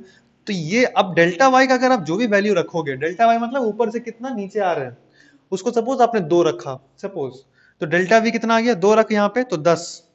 तो ये स्पीड आया या चेंज इन स्पीड आया from here, change in speed आया, 10 का चेंज आया। मतलब अगर आप 2 पुट किया था ना, अगर आप 2 मीटर नीचे आओगे ना, तो यहाँ पे कितना स्पीड होगा, ऊपर में कितना था 100 माइनस कितना चेंज आया 10, तो आंसर आएगा 90। चेंज ऊपर से बताता है कितना होगा, वेलोसिटी ग्रेडियंट, ठीक है। ग्रेडियंट होना समझ में आ रहा है ना थोड़ा थोड़ा, ये होता है वेलोसिटी ग्रेडियंट। अब बात करते हैं अपन टेम्परेचर ग्रेडियंट का। टेम्परेचर ग्रेडियंट क्या बताएगा कि जैसे जैसे हम आगे बढ़ेंगे, जैसे जैसे हम आगे बढ़ेंगे, यहां से यहां, देखिए यहां पे ज्यादा है यहां कम है, तो जैसे जैसे हम यहां से आगे बढ़ते रहेंगे, टेम्परेचर कैसे करके गिरेगा। और ये तब ट्रू होता है, याद रखियो, ये टेम्परेचर ग्रेडियंट का कॉन्सेप्ट हम तभी ही इंट्रोड्यूस करते हैं जब जो वेरिएशन है लीनियर हो, जब वेरिएशन क्या हो, लीनियर हो, क्योंकि तभी फायदा है करने का मैथमेटिकली। देखते हैं, देखिए delta T by delta L कितना आएगा, यहां से यहां का चेंज कितना है 100, वहां से वहां का चेंज कितना है, देखना वहां पे 100 था यहाँ पे 0 है, तो चेंज कितना है 100 का। और डेल्टा एल कितना है, लेंथ है 10, कितना आ गया 10 degree centigrade per metre. Delta T by delta L आया 10 डिग्री सेंटीग्रेड पर मीटर, मतलब 1 मीटर जाएंगे तो 10 डिग्री सेल्सियस का फॉल डाउन होगा। वहां से 1 डिग्री सेल्सियस जाएंगे तो फॉल डाउन कितना का होगा, 1 मीटर जाएंगे तो 10 डिग्री सेल्सियस का फॉल डाउन होगा। तो अपना सी टेम्परेचर ग्रेडियंट आ गया। अब आंसर डी देना बहुत आसान है, टेम्परेचर है 2 मीटर फ्रॉम ए, यहां से अगर आप 2 मीटर आए तो यहाँ का टेम्परेचर कितना होगा ये पूछ रहा है आपसे, तो वहां का टेम्परेचर बता सकते हैं कि नहीं। यहाँ का टेम्परेचर है 100, यहाँ से 2 मीटर अगर आप उधर आएंगे, अपने को पता है 1 मीटर में 10 डिग्री सेल्सियस गिरता है, तो वहां का है 100, 1 मीटर में 10 डिग्री गिरता है, चलना कितना है, टेम्परेचर है 2 मीटर फ्रॉम ए, 2 मीटर बोले तो 2 into 10 degree centigrade per metre, यार 2 मीटर चले ना, 2 मीटर चले और 10 डिग्री सेंटीग्रेड पर मीटर गिर रहा है, तो यहां इतना ड्रॉप होगा ना, इतना का आंसर आएगा 80 degree centigrade is the answer. Clear है ठीक से। तो 2 मीटर पे जो टेम्परेचर आया वो कितना आया 80, ये तो एक मेथड था। अब अगर टेम्परेचर ग्रेडियंट का यूज लेके आप ना करें तो भी सॉल्व कर सकते हैं, कैसे देखो, उस वहां पे टेम्परेचर कितना दिया 100 डिग्री सेंटीग्रेड दिया है ना, तो इमेजिन करो यहाँ पे 100 वोल्ट टाइप का कुछ है, बिल्कुल एकदम चेंज कर देना, बिल्कुल 100 वोल्ट टाइप का कुछ है, और आपका रेजिस्टेंस कितना है, जितना 2 मीटर का है, टेम्परेचर है 2 metre from A, 2 metre from एक, मतलब सिर्फ इतना का ही अपने को रेजिस्टेंस लेना है ना, क्योंकि यहाँ पे पोटेंशियल एक तरह से पूछ रहा है। पूछ क्या रहा है? टेम्परेचर। पर हम एनालॉगस वे में क्या बोल सकते हैं कि मेरे को यहाँ पे टेम्परेचर पोटेंशियल बता सकते हैं। अरे बिल्कुल डिट्टो सेम चलेगा। तो मैं टेम्परेचर को एनालॉगसली रिप्लेस कर दे रहा हूँ विद टेम्परेचर। तो यहाँ का आपको एक तरह से पोटेंशियल पता है 100, यहाँ का पोटेंशियल पता करना है ना। तो क्या लिखते थे? V माइनस आई आर, याद है? V माइनस यार यहाँ का सपोज क्यूब पॉइंट है, अपने को पता है आई कितना है। आई निकाले कि नहीं निकाले? पार्ट बी में निकाले। पार्ट बी में कितना निकाले थे? 2000। 2000 watts is the kind of heat current which is flowing. This is 100 degree centigrade and यहाँ पे आपको निकालना है। तो यहाँ का पोटेंशियल या एक तरह से कितना होगा? यहाँ से स्टार्ट करेंगे, V माइनस करंट के डायरेक्शन में जा रहे हैं, I इंटू आर। इसका रेजिस्टेंस कितना है? इतना पार्ट का रेजिस्टेंस कितना है? उतना पार्ट का रेजिस्टेंस का क्या फॉर्मूला था? L upon K A. L कितना है उतना का? 2 मीटर। L अपॉन के का वैल्यू कितना है? 200 और cross section area I think is 1। कितना आया? देख आंसर मैच कर रहा है कि नहीं? 200 काटेगा 10, 10 इंटू 2 20, 100 माइनस 20 80 डिग्री सेंटीग्रेड। सही है। तो देयरफॉर आपको ये चीज ध्यान में रखना है कि अगर आपका इलेक्ट्रिक करंट अच्छा है तो ये सब तो छोटा छोटा ट्रिक्स है, वैसे भी प्रैक्टिस में आ जाएगा। पर सपोज कल को आप अगर एग्जाम में भूल गए जाके, तो एनालॉगसली याद रखना डिट्टो करंट की तरह चलेगा, इसमें कोई डाउट का बात नहीं है। इतना तक आप आर निकाल के V माइनस आई आर करके आंसर। बेसिक जो सिखाया था किरचॉफ लूप रूल, इसलिए सिखाया था ताकि यहाँ पे काम आए। दोनों मेथड से कर सकते हैं। हालांकि टेम्परेचर ग्रेडियंट वाला मेथड ज्यादा आसान है। टेम्परेचर ग्रेडियंट निकालो, डायरेक्ट कितना ड्रॉप हुआ देख लो, आंसर। पार्ट 2 देखते हैं, चलो। पार्ट 2 क्या बोला है? Find heat transmitted in 5 second. Okay, heat transmitted in 5 second. एक काम करो, आर इक्विवेलेंट निकाल सकते हैं क्या? दोनों देखो पैरेलल में है, दोनों क्या है? पैरेलल में। इसका कितना है? L upon K A. L upon K ए। और इसका कितना है? L अपॉन इतना है। तो अपन लिखेंगे यहाँ पे 1 बाई आर इक्विवेलेंट निकाल सकते हैं 2ak by L plus 8ak by L. कितना आएगा? तो आर इक्विवेलेंट का कितना आया देख, L बाई 10 के ए, या इक्विवेलेंट रेजिस्टेंस। अब आपको हीट dq बाई dt कितना आएगा? dq बाई dt की अगर बात करेंगे, डेल्टा टी है, डेल्टा टी है 100 बाई टेम्परेचर कितना है रे? L बाई ये तो temperature difference, L by 10 K A. इतना हीट फ्लो करेगा dq बाई dt, मतलब heat flow per second. 5 second में कितना फ्लो करेगा? तो जो आंसर है वो this thing multiplied by 5000 multiplied by 5 is 5000 K A upon L. This is the answer. ठीक है, बेसिकली मैं आपको ये सिखाना चाह रहा था कि आप इक्विवेलेंट रेजिस्टेंस कैसे करके पैरेलल में निकाल सकते हैं, ऐसे करके बिल्कुल एकदम जैसे अपना करंट में होता है ना, वैसे ही। L अपॉन के ए, यहाँ पे L upon K into A, that is 2 के ए। 1 बाई आर इक्विवेलेंट निकाली, बस आर इक्विवेलेंट निकाले, बस आर इक्विवेलेंट निकाल के dq बाई dt में बैठा दिए। 100 डिग्री का डिफरेंस है, ऐसा करके। ठीक है, चलिए आइए जल्दी फटाफट करते हैं। और क्या है क्वेश्चन नंबर 3 देख। क्वेश्चन नंबर 3 में क्या बोल रहा है? 100 degree Celsius 0 degree centigrade, area वेरिया दे दिया है, सब कुछ दे दिया है। Okay, find dq by dt। Okay, current पूछ रहा है आपसे। ए का रेजिस्टेंस कितना होगा देख, अलग अलग सॉल्व कर लेते हैं, डायरेक्ट भी कर सकते हैं क्या? डायरेक्ट भी कर सकते हैं, अच्छा नहीं लगेगा दिखने में। आर ए निकाल लेते हैं, L upon K A 2 by 200, that is 1 by 100। This is R ए।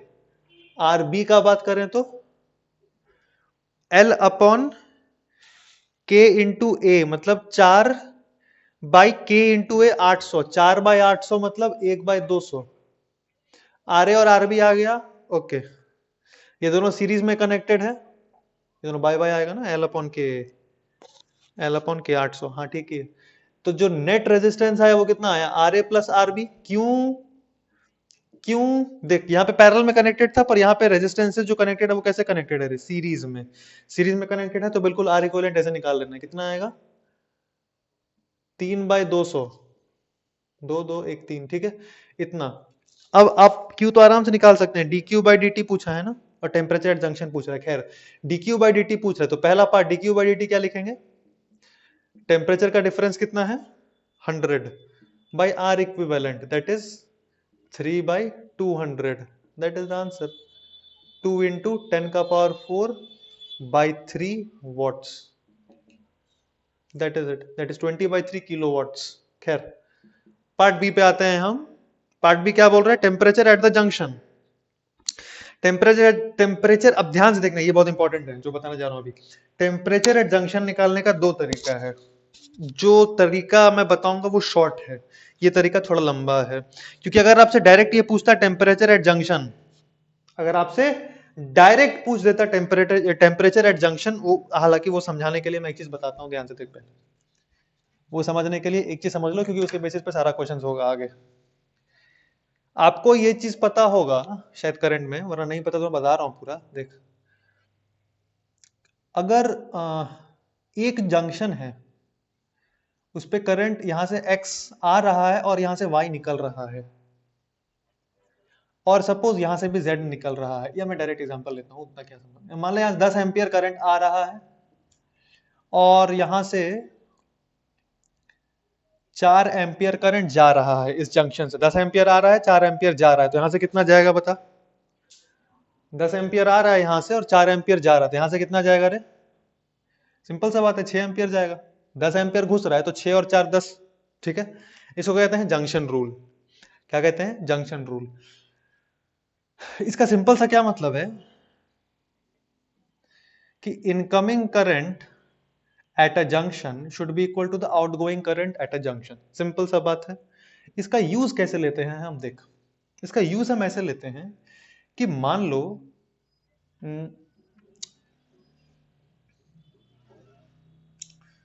हम क्या अज्यूम करते हैं कि तीन कोई भी डायरेक्शन ले सकते हैं. हम ऐसा हमारा अजम्पशन रहता है कि मान लेते हैं ये मैक्सिमम पोटेंशियल पे है, वो चाहे ना हो. सपोज ये कोई एक पोटेंशियल पे है V1. ये एक मैं एग्जांपल लेके दिखा देता हूं. चलो मैं एग्जांपल लेके दिखाता हूं तो ज्यादा फीलिंग आएगा, पर आप अपने वर्ड्स में भी लिख दूंगे, वर्ड्स में भी लिख देता हूं. चलो, ये सपोज V1, ये सपोज V2 और ये सपोज V3. ठीक है, और ये सपोज R1 और ये सपोज R2 और ये सपोज R3. अपने को अगर V चाहिए, बोला ये वाले पॉइंट का पोटेंशियल बताओ, तो कैसे करते हैं ना, इसका पोटेंशियल हम इमेजिन कर लेते हैं मैक्सिमम है. इमेजिन करने में कोई दिक्कत नहीं है, ऐसा ले सकते हैं. फ्रिक्शन का डायरेक्शन नहीं पता होता, ले लेते हैं, कुछ भी ले लो, आंसर नेगेटिव आएगा, रोटेशन बताया था. उसी तरह से यहाँ पे यू कैन इमेजिन कि इसका V मैक्स है. अगर इसका पोटेंशियल ज्यादा है तो यहाँ से हर डायरेक्शन में करंट निकलेगा. इसका पोटेंशियल अगर तीनों में सबसे ज्यादा है, इन चारों में सबसे ज्यादा है अगर इसका पोटेंशियल, तो हर डायरेक्शन में करंट जाएगा. तो ये वाले ब्रांच में कितना जाएगा? V2 माइनस V, इसका पोटेंशियल V मान लेते हैं. V2 minus V by R2 है ना, पोटेंशियल डिफरेंस बाय रेजिस्टेंस. उतना करंट जाएगा ये वाले ब्रांच में. ये वाले ब्रांच में कितना करंट जाएगा रे? इसका मैक्सिमम है ना V minus V1 by R1. अच्छा, यहाँ पे V2 माइनस V नहीं होगा, V माइनस V2 ज्यादा है ना, V minus V2 by R2. यहाँ पे होगा V minus V1 by R1 plus यहाँ पे क्या होगा देख, V minus V3 by R3. ये जो करंट्स लिखा है, ये आउटगोइंग है या इनकमिंग है? सब का सब आउटगोइंग है. इस जंक्शन पे इनकमिंग करंट कितना है? 0. तो जितना आउटगोइंग होगा उतना ही इनकमिंग होगा, जितना ही आउटगोइंग होगा उतना ही इनकमिंग होगा. तो यहाँ पे जो लिखे इक्वेशन देखो ध्यान से, अगर आप इसको सॉल्व करेंगे, आपको एक ही अननोन वेरिएबल है, वो है V, बाकी सारा नोन है हमको. तो बहुत आसानी से क्वेश्चन सॉल्व होता है इससे. जैसे फॉर एग्जांपल मैं एक एग्जांपल लेके दिखाता हूँ. देख, मैं कहता हूँ यहाँ का पोटेंशियल 100 वोल्ट, ऐसे करके अपना बैटरी रेजिस्टेंस से लगा हुआ है सपोज. ये करंट से एग्जांपल लेके दिखा रहा हूँ, आपको करने की जरूरत नहीं, आप देख लो और समझ लो. ये 3 ओम, 6 ओम, 9 ओम, कुछ भी ले लिया मैं. अगर मैं बोला इस पॉइंट का पोटेंशियल बताओ कितना होगा, अगर मैं बोल रहा हूँ इस पॉइंट का पोटेंशियल बताओ कितना होगा, तो क्या करेंगे? देख, ट्राई कर लो एक बार खुद से, फिर देखना. ये वाले पॉइंट का पोटेंशियल पूछ रहा हूँ ना, तो मैं क्या करता हूँ, ये पॉइंट का पोटेंशियल V मान लेते हैं. क्या मान लेते हैं? V. अच्छा, इसका पोटेंशियल 0 वोल्ट और इसका पोटेंशियल कितना है रे? 100 वोल्ट. कनेक्टेड है ना, तो इसका पोटेंशियल भी 100 वोल्ट. तो देख, मानते हैं ये मैक्सिमम पोटेंशियल पे है, मानते हैं. तो यहां से करंट जाएगा, यहां से करंट जाएगा, यहां से करंट जाएगा. यहां से कितना करंट जाएगा? यहां से कितना करंट जाएगा? यहां का पोटेंशियल कितना? V माइनस यहां का पोटेंशियल 100 बाई कितना रेजिस्टेंस बीच में लटका हुआ है? 3. प्लस ये वाले ब्रांच से कितना जाएगा, पोटेंशियल डिफरेंस कितना है, V माइनस 100, 100 माइनस V मत लिख देना रे, साइंस का ध्यान रखना, बड़ा वाला माइनस छोटा वाला बाई रेजिस्टेंस, ध्यान रखना उस चीज का। और यहां से कितना करंट जाएगा, V minus 0/9। Now this should be equal to total incoming current at the junction which is 0। Clear? इसको सॉल्व कर सकते हैं क्या, किससे मल्टीप्लाई कर दे हम, 18 से, 18 से मल्टीप्लाई करेंगे तो 6 3 2, कितना आंसर आएगा, 6 + 3 9 + 2 11V, this should be equal to minus 600 minus 300 minus 900, बस उधर चला जाएगा, हो जाएगा 900। तो पोटेंशियल का वैल्यू आ गया था 900/11, डायरेक्ट आ गया। कुछ करंट वरेंट निकालने का झमेला था क्या ना, कुछ भी करंट निकालने का कोई झमेला नहीं था। हालांकि इसको करने का दूसरा तरीका भी है, आप इसको 100 वोल्ट, इसको 0 वोल्ट पकड़ो, बीच का इक्विवेलेंट रेजिस्टेंस निकालो। इसको करने का एक और तरीका मैं दिखा देता हूं, देखो मैं क्यों ये तरीका इंसिस्ट कर रहा हूं, क्योंकि आपको हीट करंट में ये मेथड यूज करना है जो मैं अभी बता रहा हूं आपको। करंट का ये वाला मेथड जो अभी बताऊंगा ये यूज मत करना, क्योंकि टाइम टेकिंग है। ये मेथड यूज करना, इसे प्रैक्टिस कराऊंगा ताकि हाथ थोड़ा सेट हो जाए, क्लास में प्रैक्टिस कराऊंगा काफी। ये मेथड यूज मत करना। कौन सा, देख बच्चा पहले ही आप इसका इक्विवेलेंट रेजिस्टेंस निकालने बैठ जाएगा। 6 और 3 का इक्विवेलेंट कितना होगा, 18/9, इसका इक्विवेलेंट हो जाएगा 2, 2 और 9 11। तो यहाँ पे 100 वोल्ट, 11 वोल्ट, और यहाँ का पोटेंशियल कितना है, 0 वोल्ट। ठीक, 100 वोल्ट गया तो करंट कितना फ्लो करेगा, 100/11। ओके, अब बच्चा फिर से सर्किट बनाएगा, ये 0 हो गया, करंट ये 11 यहां से फ्लो कर रहा है, और यहाँ पे है 100 वोल्ट। फिर झमेला, अब यहाँ पे करंट डिस्ट्रीब्यूट करेगा बैठ के, ये 3 और ये 6, ये कितना 9, और ये कितना 0। खैर करंट डिस्ट्रीब्यूट करने की जरूरत नहीं है। देख यहां से कितना आ रहा था करंट, 100/11। करंट जो फ्लो कर रहा है वो फ्लो कर रहा है 100/11 एम्पियर। देख ये करंट यहां जाएगा, 2 पार्ट में डिस्ट्रीब्यूट हो गया, फिर से यहां से कितना फ्लो करेगा, 100/11 एम्पियर्स। तो यहां से यहां आ जाते हैं, यहां का पोटेंशियल अपने को पता है 0, करंट के उल्टा में डाल रहे हैं हम। करंट के, अरे करंट अभी सिखाया था ना किरचॉफ्स लूप रूल, यहाँ का पोटेंशियल पता है ना, ये रेजिस्टेंस पता है और करंट पता है थ्रू दिस रेजिस्टेंस, तो उल्टा डायरेक्शन में आते हैं ना हम, यहाँ का पोटेंशियल निकालना है अपने को। तो यहाँ का पोटेंशियल लड्डू, यहां से बढ़ेंगे, देख यहाँ पे आए, यहां से जंप मारे, करंट के उल्टे डायरेक्शन में जंप मार रहे हैं, तो कितना आंसर, IR प्लस की minus plus I into R, 900/11, this is equal to इसका पोटेंशियल। आंसर कितना निकाले थे, 900/11, ठीक है। तो ऐसे नहीं निकालना है आपको, ऐसे निकालना है, क्योंकि करंट में जो है वो R जो आता है ना L/KA, वो बहुत कंफ्यूजिंग रहेगा। यहाँ तो R दे दिया था 3 6 9, तो आसानी से कर भी ले रहे थे, वहां पे L/KA करते करते पागल हो जाएंगे, इसलिए ऐसे करके करेंगे तो L/K कट जाता है काफी बार बी में, आप देखेंगे मैं जब क्वेश्चन कराऊंगा तो। इसलिए ये वाला मेथड सीख लो, थोड़ा सा प्रैक्टिस करो, सेट हो जाएगा हाथ, तो काफी आसानी पड़ेगा अपने को आगे। अब ये मेथड मैं यूज करके वहां बताऊंगा, ध्यान से देख। पार्ट बी क्या था, हाँ पोटेंशियल एट द जंक्शन, यहाँ पे पोटेंशियल बताना था। आप करंट मेथड से भी कर सकते हैं, आप टोटल हीट करंट निकाल के V माइनस IR ऐसे करे, करंट फ्लो कर रहा है ना रे I, यहाँ का पोटेंशियल कितना 100 माइनस करंट फ्लो करेगा सपोज I इंटू RA, यहाँ का पोटेंशियल निकल जाएगा, कोई दिक्कत नहीं। पर इसको सॉल्व करने का डायरेक्ट तरीका है, सपोज डायरेक्ट बोलता find the heat, find the temperature of this junction, direct question पूछता आपसे, तो हम डायरेक्ट सॉल्व कर सकते थे। उसका temperature, let the temperature be T, let the temperature be T, इसका टेम्परेचर सबसे ज्यादा मान ले क्या, बिल्कुल जैसे पोटेंशियल मैक्स मान लिए थे, इसका टेम्परेचर हम क्या मान लें, सबसे ज्यादा, सबसे ज्यादा मान लेंगे। तो इस डायरेक्शन में कितना करंट फ्लो करेगा, T minus 100/RA, T minus 100/RA, और इस डायरेक्शन में कितना फ्लो करेगा, ये मैक्स माने ना रे, तो यहां से फ्लो करेगा इधर कितना, T माइनस 0/RB। ये टोटल करंट जा रहा है इस ब्रांच, इस जंक्शन से, टोटल करंट आ कितना रहा है 0, क्योंकि हमने माना ये मैक्स है तो जाएगा ही, सबका सब आएगा तो कुछ नहीं। तो टोटल जो करंट जाएगा, this is the total outgoing current, total incoming current is 0, total outgoing equal to total incoming at a junction, वो रूल बस लगा दिए हम, यहां से निकल जाएगा फटाक से। देख T/RA का वैल्यू कितना है 1/100 प्लस T/RB कितना है 3/200,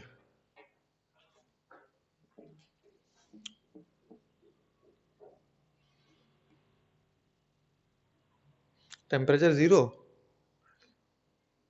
टी ही कट जा रहा है।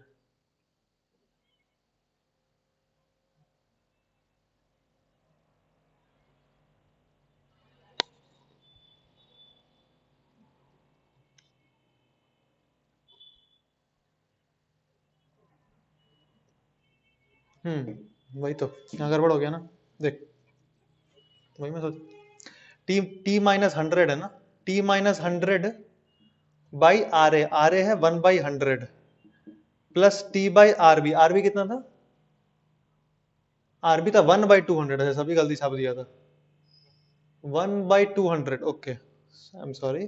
दिस इज इक्वल्स टू 0, ये कट गया यहाँ से 2 से, और ये क्या आएगा? t plus 2t, 3t minus 100 बराबर लड्डू। सही लिखा ना रे? 3t माइनस 100 बराबर 0। इसका मतलब t का वैल्यू कितना है? 100/3 degree centigrade. This is more convenient way to solve the question. एक स्टेप में आंसर आ गया। अभी अगर डायरेक्ट पूछता find the temperature at the junction, तो करंट थोड़ी निकाल दे पागल की तरह, पहले ये करंट निकाले, सपोज इतना करंट आया अपना।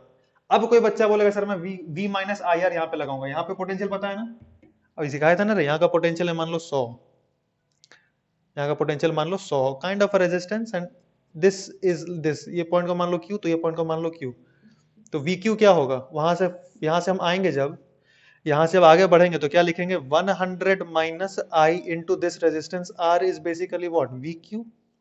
ये सिखाया था ना।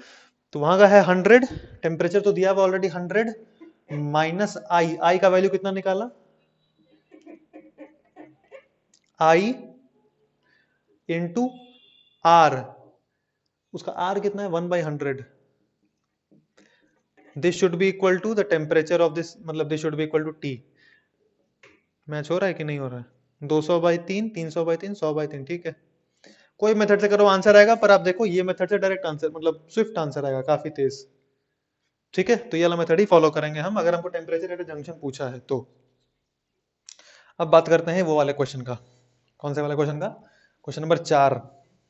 चलो फटाफट देख, क्वेश्चन नंबर 4 वहां पे क्या बोल रहा है? Find the temperature of the junction. Okay, कैसे करेंगे? देखो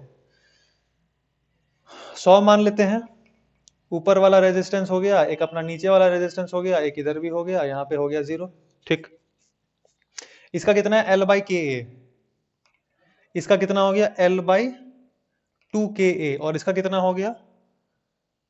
2L/16। K into A is 16 Ka। Okay, so this is 1/8। तो काम करो, इसको हम पकड़ लेते हैं R। Let L/8 Ka be R। तो ये कितना हो जाएगा? 8R। और ये कितना हो जाएगा? 4R। ठीक है, ये वाले पॉइंट का अपने को टेम्परेचर चाहिए, तो क्या लिखूंगा? देख, T minus 100/8R plus T minus 1, हर जगह से जा रहा है करंट, देखना, T माइनस 100/8R, समझ रहे ना रे? अरे इसको मैक्स माना, हर जगह करंट निकाल रहा हूं, तो T माइनस इस पॉइंट का टेम्परेचर है 100, तो T माइनस 100/8R, सो नहीं, जाग जाओ। T माइनस 100 ये वाला रेजिस्टेंस इज 4R। ठीक है, प्लस यहां से कितना जाएगा? T माइनस 0 इसका कितना था? इसका R ही पकड़ा था हमने। This should be equal to 0। ठीक है, R से मल्टीप्लाई कर दो, हर जगह R उड़ गया, इनफैक्ट 8 से मल्टीप्लाई कर देंगे तो आएगा T माइनस 100 प्लस 8 से मल्टीप्लाई किए तो 2T minus 200 plus 8T equals to 0। 11 equal to 300, 300/11। ऐसे करके करने का आपको। ठीक है, ऐसा कई सारे प्रैक्टिस क्वेश्चन कर सकते हैं, सिंपल है, एसेंशियली कॉन्सेप्ट सेम है। ये वाला क्वेश्चन देखो फटाक से, इसमें क्या कर लें? अब फिर से वही चीज है, इसको T पकड़ लो, मैक्सिमम टेम्परेचर पकड़ लो, और हर जगह आप करंट निकाल लो। नहीं किया है अगर ये वाला, तो बिल्कुल ये तरीके से कर लो एक बार, जल्दी से आंसर आएगा। अगर ये वाला ऐसे नहीं किया है तो प्रैक्टिस क्वेश्चन है, ये वाला भी ये वाले मेथड से कर लो, फिर सॉल्यूशन देखना। क्या करेंगे? देख, इसका इसका रेजिस्टेंस कितना आएगा? L अपॉन, लिख ही देते हैं, उतना भी कुछ ज्यादा झमेला नहीं है लिखने में। T माइनस 60 इसका रेजिस्टेंस कितना है? L/2Ka प्लस यहां से यहां जा रहा है, कितना लिखेंगे, T-40 to L by 4 KA plus इसका कितना है, यहां से यहां जो जा रहा है T-0 बाई इसका रेजिस्टेंस कितना, L बाई के ए। देख L by K A, L by K A, L by K equal to 0। Total out incoming कितना है, 0। ये टोटल आउटगोइंग था, राइट। ओके, ये ऊपर चला जाएगा, क्या लिखेंगे, 2T-120 प्लस ये भी ऊपर जाएगा तो 2T-80 प्लस T बराबर 0। 2T plus 2T 4T plus T 5T equals to ये उधर जाएगा 240 डिग्री सेंटीग्रेड। देख T का वैल्यू इतना अच्छा, 40 डिग्री सेंटीग्रेड, अच्छा ठीक है, हो सकता है 40 डिग्री सेंटीग्रेड, आंसर तो वही आ रहा है, देख लो कैलकुलेशन करके 40 डिग्री सेंटीग्रेड आ रहा है अपना। ठीक है, तो ये मेथड काफी रिलायबल है, काफी फास्ट है टेम्परेचर टेम्परेचर निकालने का, बाकी एसेंशियली बाकी सब कुछ तो वही। खैर, क्वेश्चन 1 क्या बोल रहा है, अरे क्वेश्चन 1 ही मिटा दिया मैं। बी इज इनफाइनाइट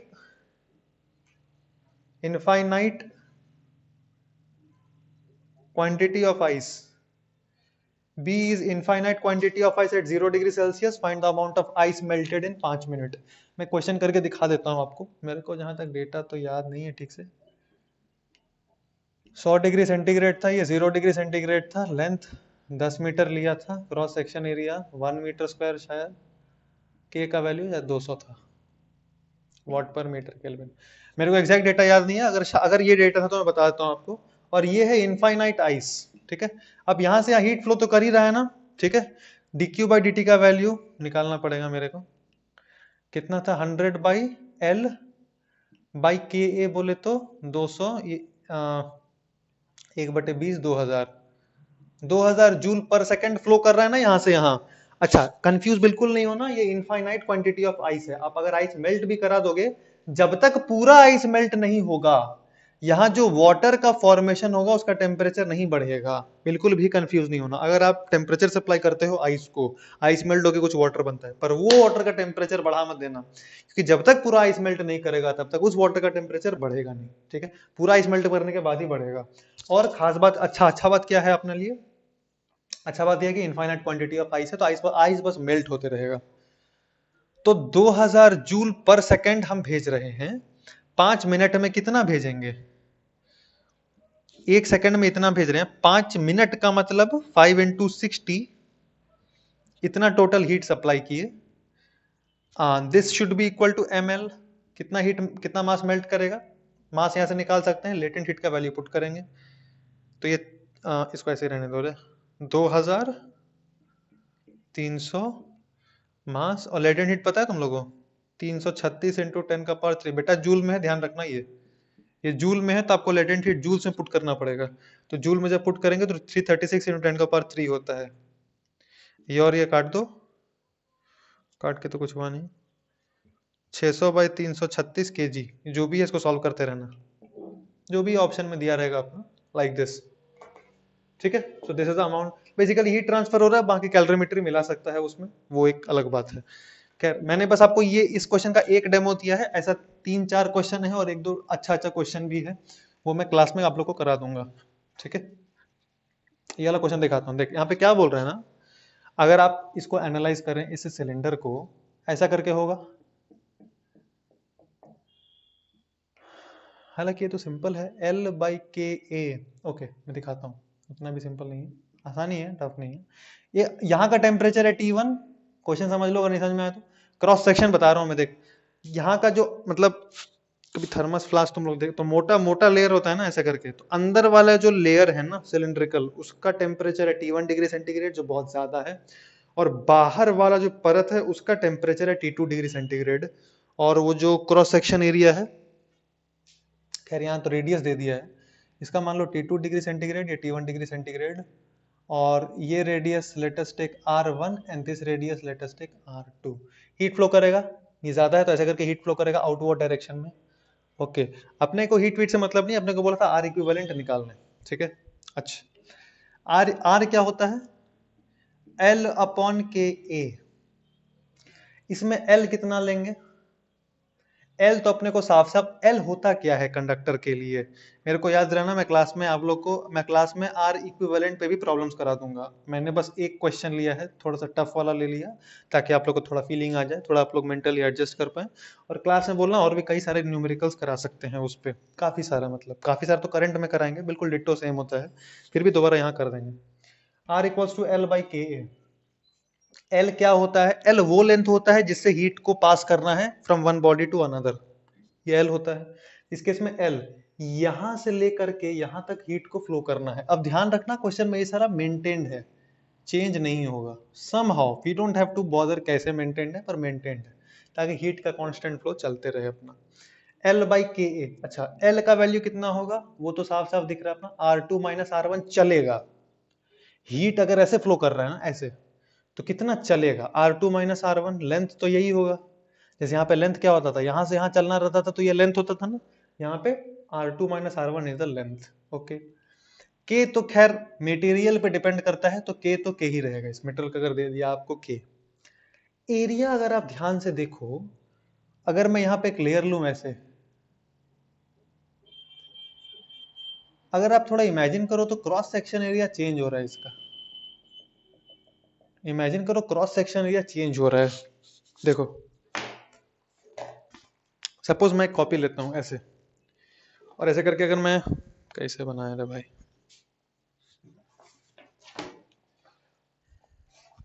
मान लीजिए एक सिलेंडर है, ये सिलेंडर दिख रहा है ना आपको। जैसे जैसे आप सेंटर से दूर जाते हो, तो इंटरमीडिएट में एक लेयर, एक सिलेंडर इमेजिन करो, पतला सा सिलेंडर, ये मोटा सिलेंडर हो गया, थिकनेस दिख रहा होगा आप लोग को। जब मैं छोटा रेडियस से बड़े रेडियस की तरफ आता हूं, छोटा डायमीटर से बड़े डायमीटर की तरफ आता हूं, तो इंटरमीडिएट में एक पतला सिलेंडर इमेजिन करो। अब इमेजिन करो ये पतले सिलेंडर से मैं बड़ा होते जा रहा हूं जब तक मैं यहां तक ना पहुंचू। तो जब बड़ा होऊंगा तो उसका क्रॉस सेक्शन एरिया बढ़ेगा कि नहीं बढ़ेगा? बिल्कुल बढ़ेगा ना। अरे मान लो इसको मैं अगर पतला कर दूं और फिर थोड़ा छोड़ूं, बड़ा बड़ा करूं, तो क्रॉस सेक्शन एरिया बढ़ रहा है ना, ये वाला क्रॉस सेक्शन एरिया बढ़ रहा है ना। तो वही कि जैसे जैसे आप अंदर से बाहर की तरफ जाएंगे, let us say at a distance of R, let us say at a distance of R, वो जो क्रॉस सेक्शन एरिया है जिसके थ्रू हीट जा रहा है, टोटल लेंथ कितना ट्रेवल करना है आउटवर्ड डायरेक्शन में, देख नया फिगर। हीट कैसे फ्लो करेगा? ऐसे आउटवर्डली फ्लो करेगा। ये अंदर की तरफ एक सिलेंडर है, इमेजिन करो इट्स सिलेंडर। तो इमेजिन करो ये अपना सिलेंडर हो गया, ऐसा करके पूरा बड़ा सा मोटा सा, ठीक है, ऐसे हीट ऐसे करके फ्लो कर रहा है। कितना लेंथ फ्लो करना है ये तो क्लियर है, अंदर बाहर, बाहर वाले का रेडियस आर टू, अंदर वाले का रेडियस आर वन, तो इतना लेंथ फ्लो करेगा। सिलेंडर बेसिकली ये है, सिलेंडर बेसिकली ये है, तो लेंथ तो फ्लो करेगा, क्लियर है अपने को, R two minus R one. और एरिया तो चेंज हो रहा है बार बार, आप समझ पा रहे हैं ना एरिया कैसे चेंज हो रहा है? पहले जब ये रेडियस था तो यहाँ था, धीरे धीरे बड़ा होगा तो क्रॉस सेक्शन एरिया चेंज करेगा। और क्रॉस सेक्शन है क्या? ये वाला एरिया पूरा, जिसके थ्रू हीट जाएगा। समझ रहे हैं ना आप? ऐसे करके रखे हैं तो हीट ऐसे करके जा रहा है ना, इस क्रॉस सेक्शन के थ्रू जा रहा है। अरे एल बाई के ए में एल होता है जो लेंथ हीट ट्रेवल करता है, और ए होता है उस क्रॉस सेक्शन का जिसको चीरते हुए हीट जाता है। ऐसे था ना, तो ये था क्रॉस सेक्शन जिसके थ्रू हीट जा रहा है। यहाँ पे क्रॉस सेक्शन यही चेंज हो जा रहा है हर बार। खैर आई होप समझ में आ गया होगा, मैं नहीं करेंगे। ओके, तो क्या करना पड़ेगा अपने को? तो अपने को इंटीग्रेट करना पड़ेगा। कैसे? ध्यान से देख, आर डिस्टेंस पे जा करके एक इमेजिन करो, ऐसा करके एक हॉलो सिलेंडर है। आर डिस्टेंस पे जा करके एक इमेजिन कर लो हॉलो सिलेंडर है, उसका डी आर कितना होगा? एल, एल कितना होगा? आर डिस्टेंस पे जा करके डी आर थिकनेस का इमेजिन करते हैं एक हॉलो सिलेंडर, तो उसका एल कितना होगा? डी आर छोटू सा, जो हीट को कितना जाना है लेंथ, डी आर छोटू सा, बाई के इंटू ए। ये हॉलो सिलेंडर का क्रॉस सेक्शन अंदर वाला एरिया कितना है? अंदर वाला उसका एरिया होगा 2 pi R into H. 2 pi R उसका बेस का वो सर्कल, और एच अगर मैं हाइट खींच दूं ऊपर तक, तो 2 पाई आर इंटू एच है उसका एरिया, ये है डी आर। अब इमेजिन करो ऐसे ही क्या कई सारे सिलेंडर्स रखे हुए हैं, एक सिलेंडर, दो सिलेंडर, तीन cylinder, like that infinite many cylinders are there. Now same amount of heat is passing through all this cylinders. Same amount of heat ही सारे सिलेंडर से पास हो रहा है, इसका मतलब ऑल दो cylinders are connected in series, all दो cylinders are connected in series not in parallel, ठीक है। तो सीरीज में अगर कनेक्टेड रहता है तो हम इक्विवेलेंट रेजिस्टेंस क्या लिखते हैं, dr1 प्लस dr2 प्लस कब तक करेंगे, इनफाइनाइट टाइम्स करेंगे ना, ऐसा इनफाइनाइट सिलेंडर्स है, कॉन्सेंट्रिक सिलेंडर्स, तो उस प्रोसेस को ही तो इंटीग्रेशन बोलते हैं। dr1 प्लस dr उसी को तो इंटीग्रेशन बोलते हैं। तो हम इंटीग्रेट कर लेंगे यहाँ से यहाँ तक, r from 0 to total resistance, और ये dr कहाँ से कहाँ तक वेरी कर रहा है, ये r कहाँ से कहाँ तक वेरी कर रहा है,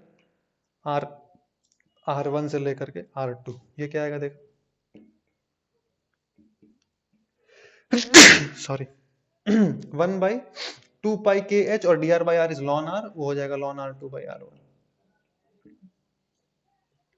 ये इक्विवेलेंट रेजिस्टेंस, सिंपल सा क्वेश्चन हो गया।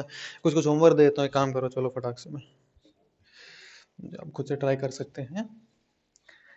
अब क्या कर लो आप, एक ये तो सिलेंडर का कर दिया, ऐसे ही आप एक हॉलो स्फेयर है, क्या है, हॉलो स्फेयर नहीं बोलेंगे, स्फेयर विद अ कैविटी, मैं इसे लिख दे रहा हूँ thick spherical shell, thick spherical shell. अब ये सिलेंडर नहीं है, शेल है, ये वाला एरिया है इसका, ठीक है।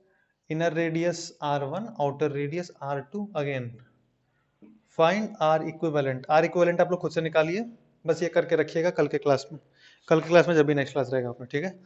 So in today's class we have just studied about conduction, conduction वहां पर भी पढ़े, वो डिट्टो बिल्कुल लेंथ की तरह ही होता है, L upon K A is thermal resistance, और जो करंट होता है that is delta we by L by K A.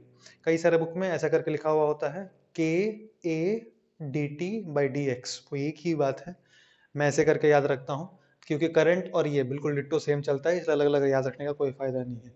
In fact मैंने आपको ये बताया कि पॉइजलेस इक्वेशन एक होता है फ्लूइड्स में, वो याद रहना, वो ही पढ़ा देंगे, या वो ये सब खत्म होने के बाद पढ़ाएंगे, ठीक है, वो भी बिल्कुल इसी तरह से होता है। तो ये सारा बात रिलेटेड है, and after this will complete radiation, and that is the final topic of heat and thermodynamics, ठीक है। चलिए, हरे कृष्णा।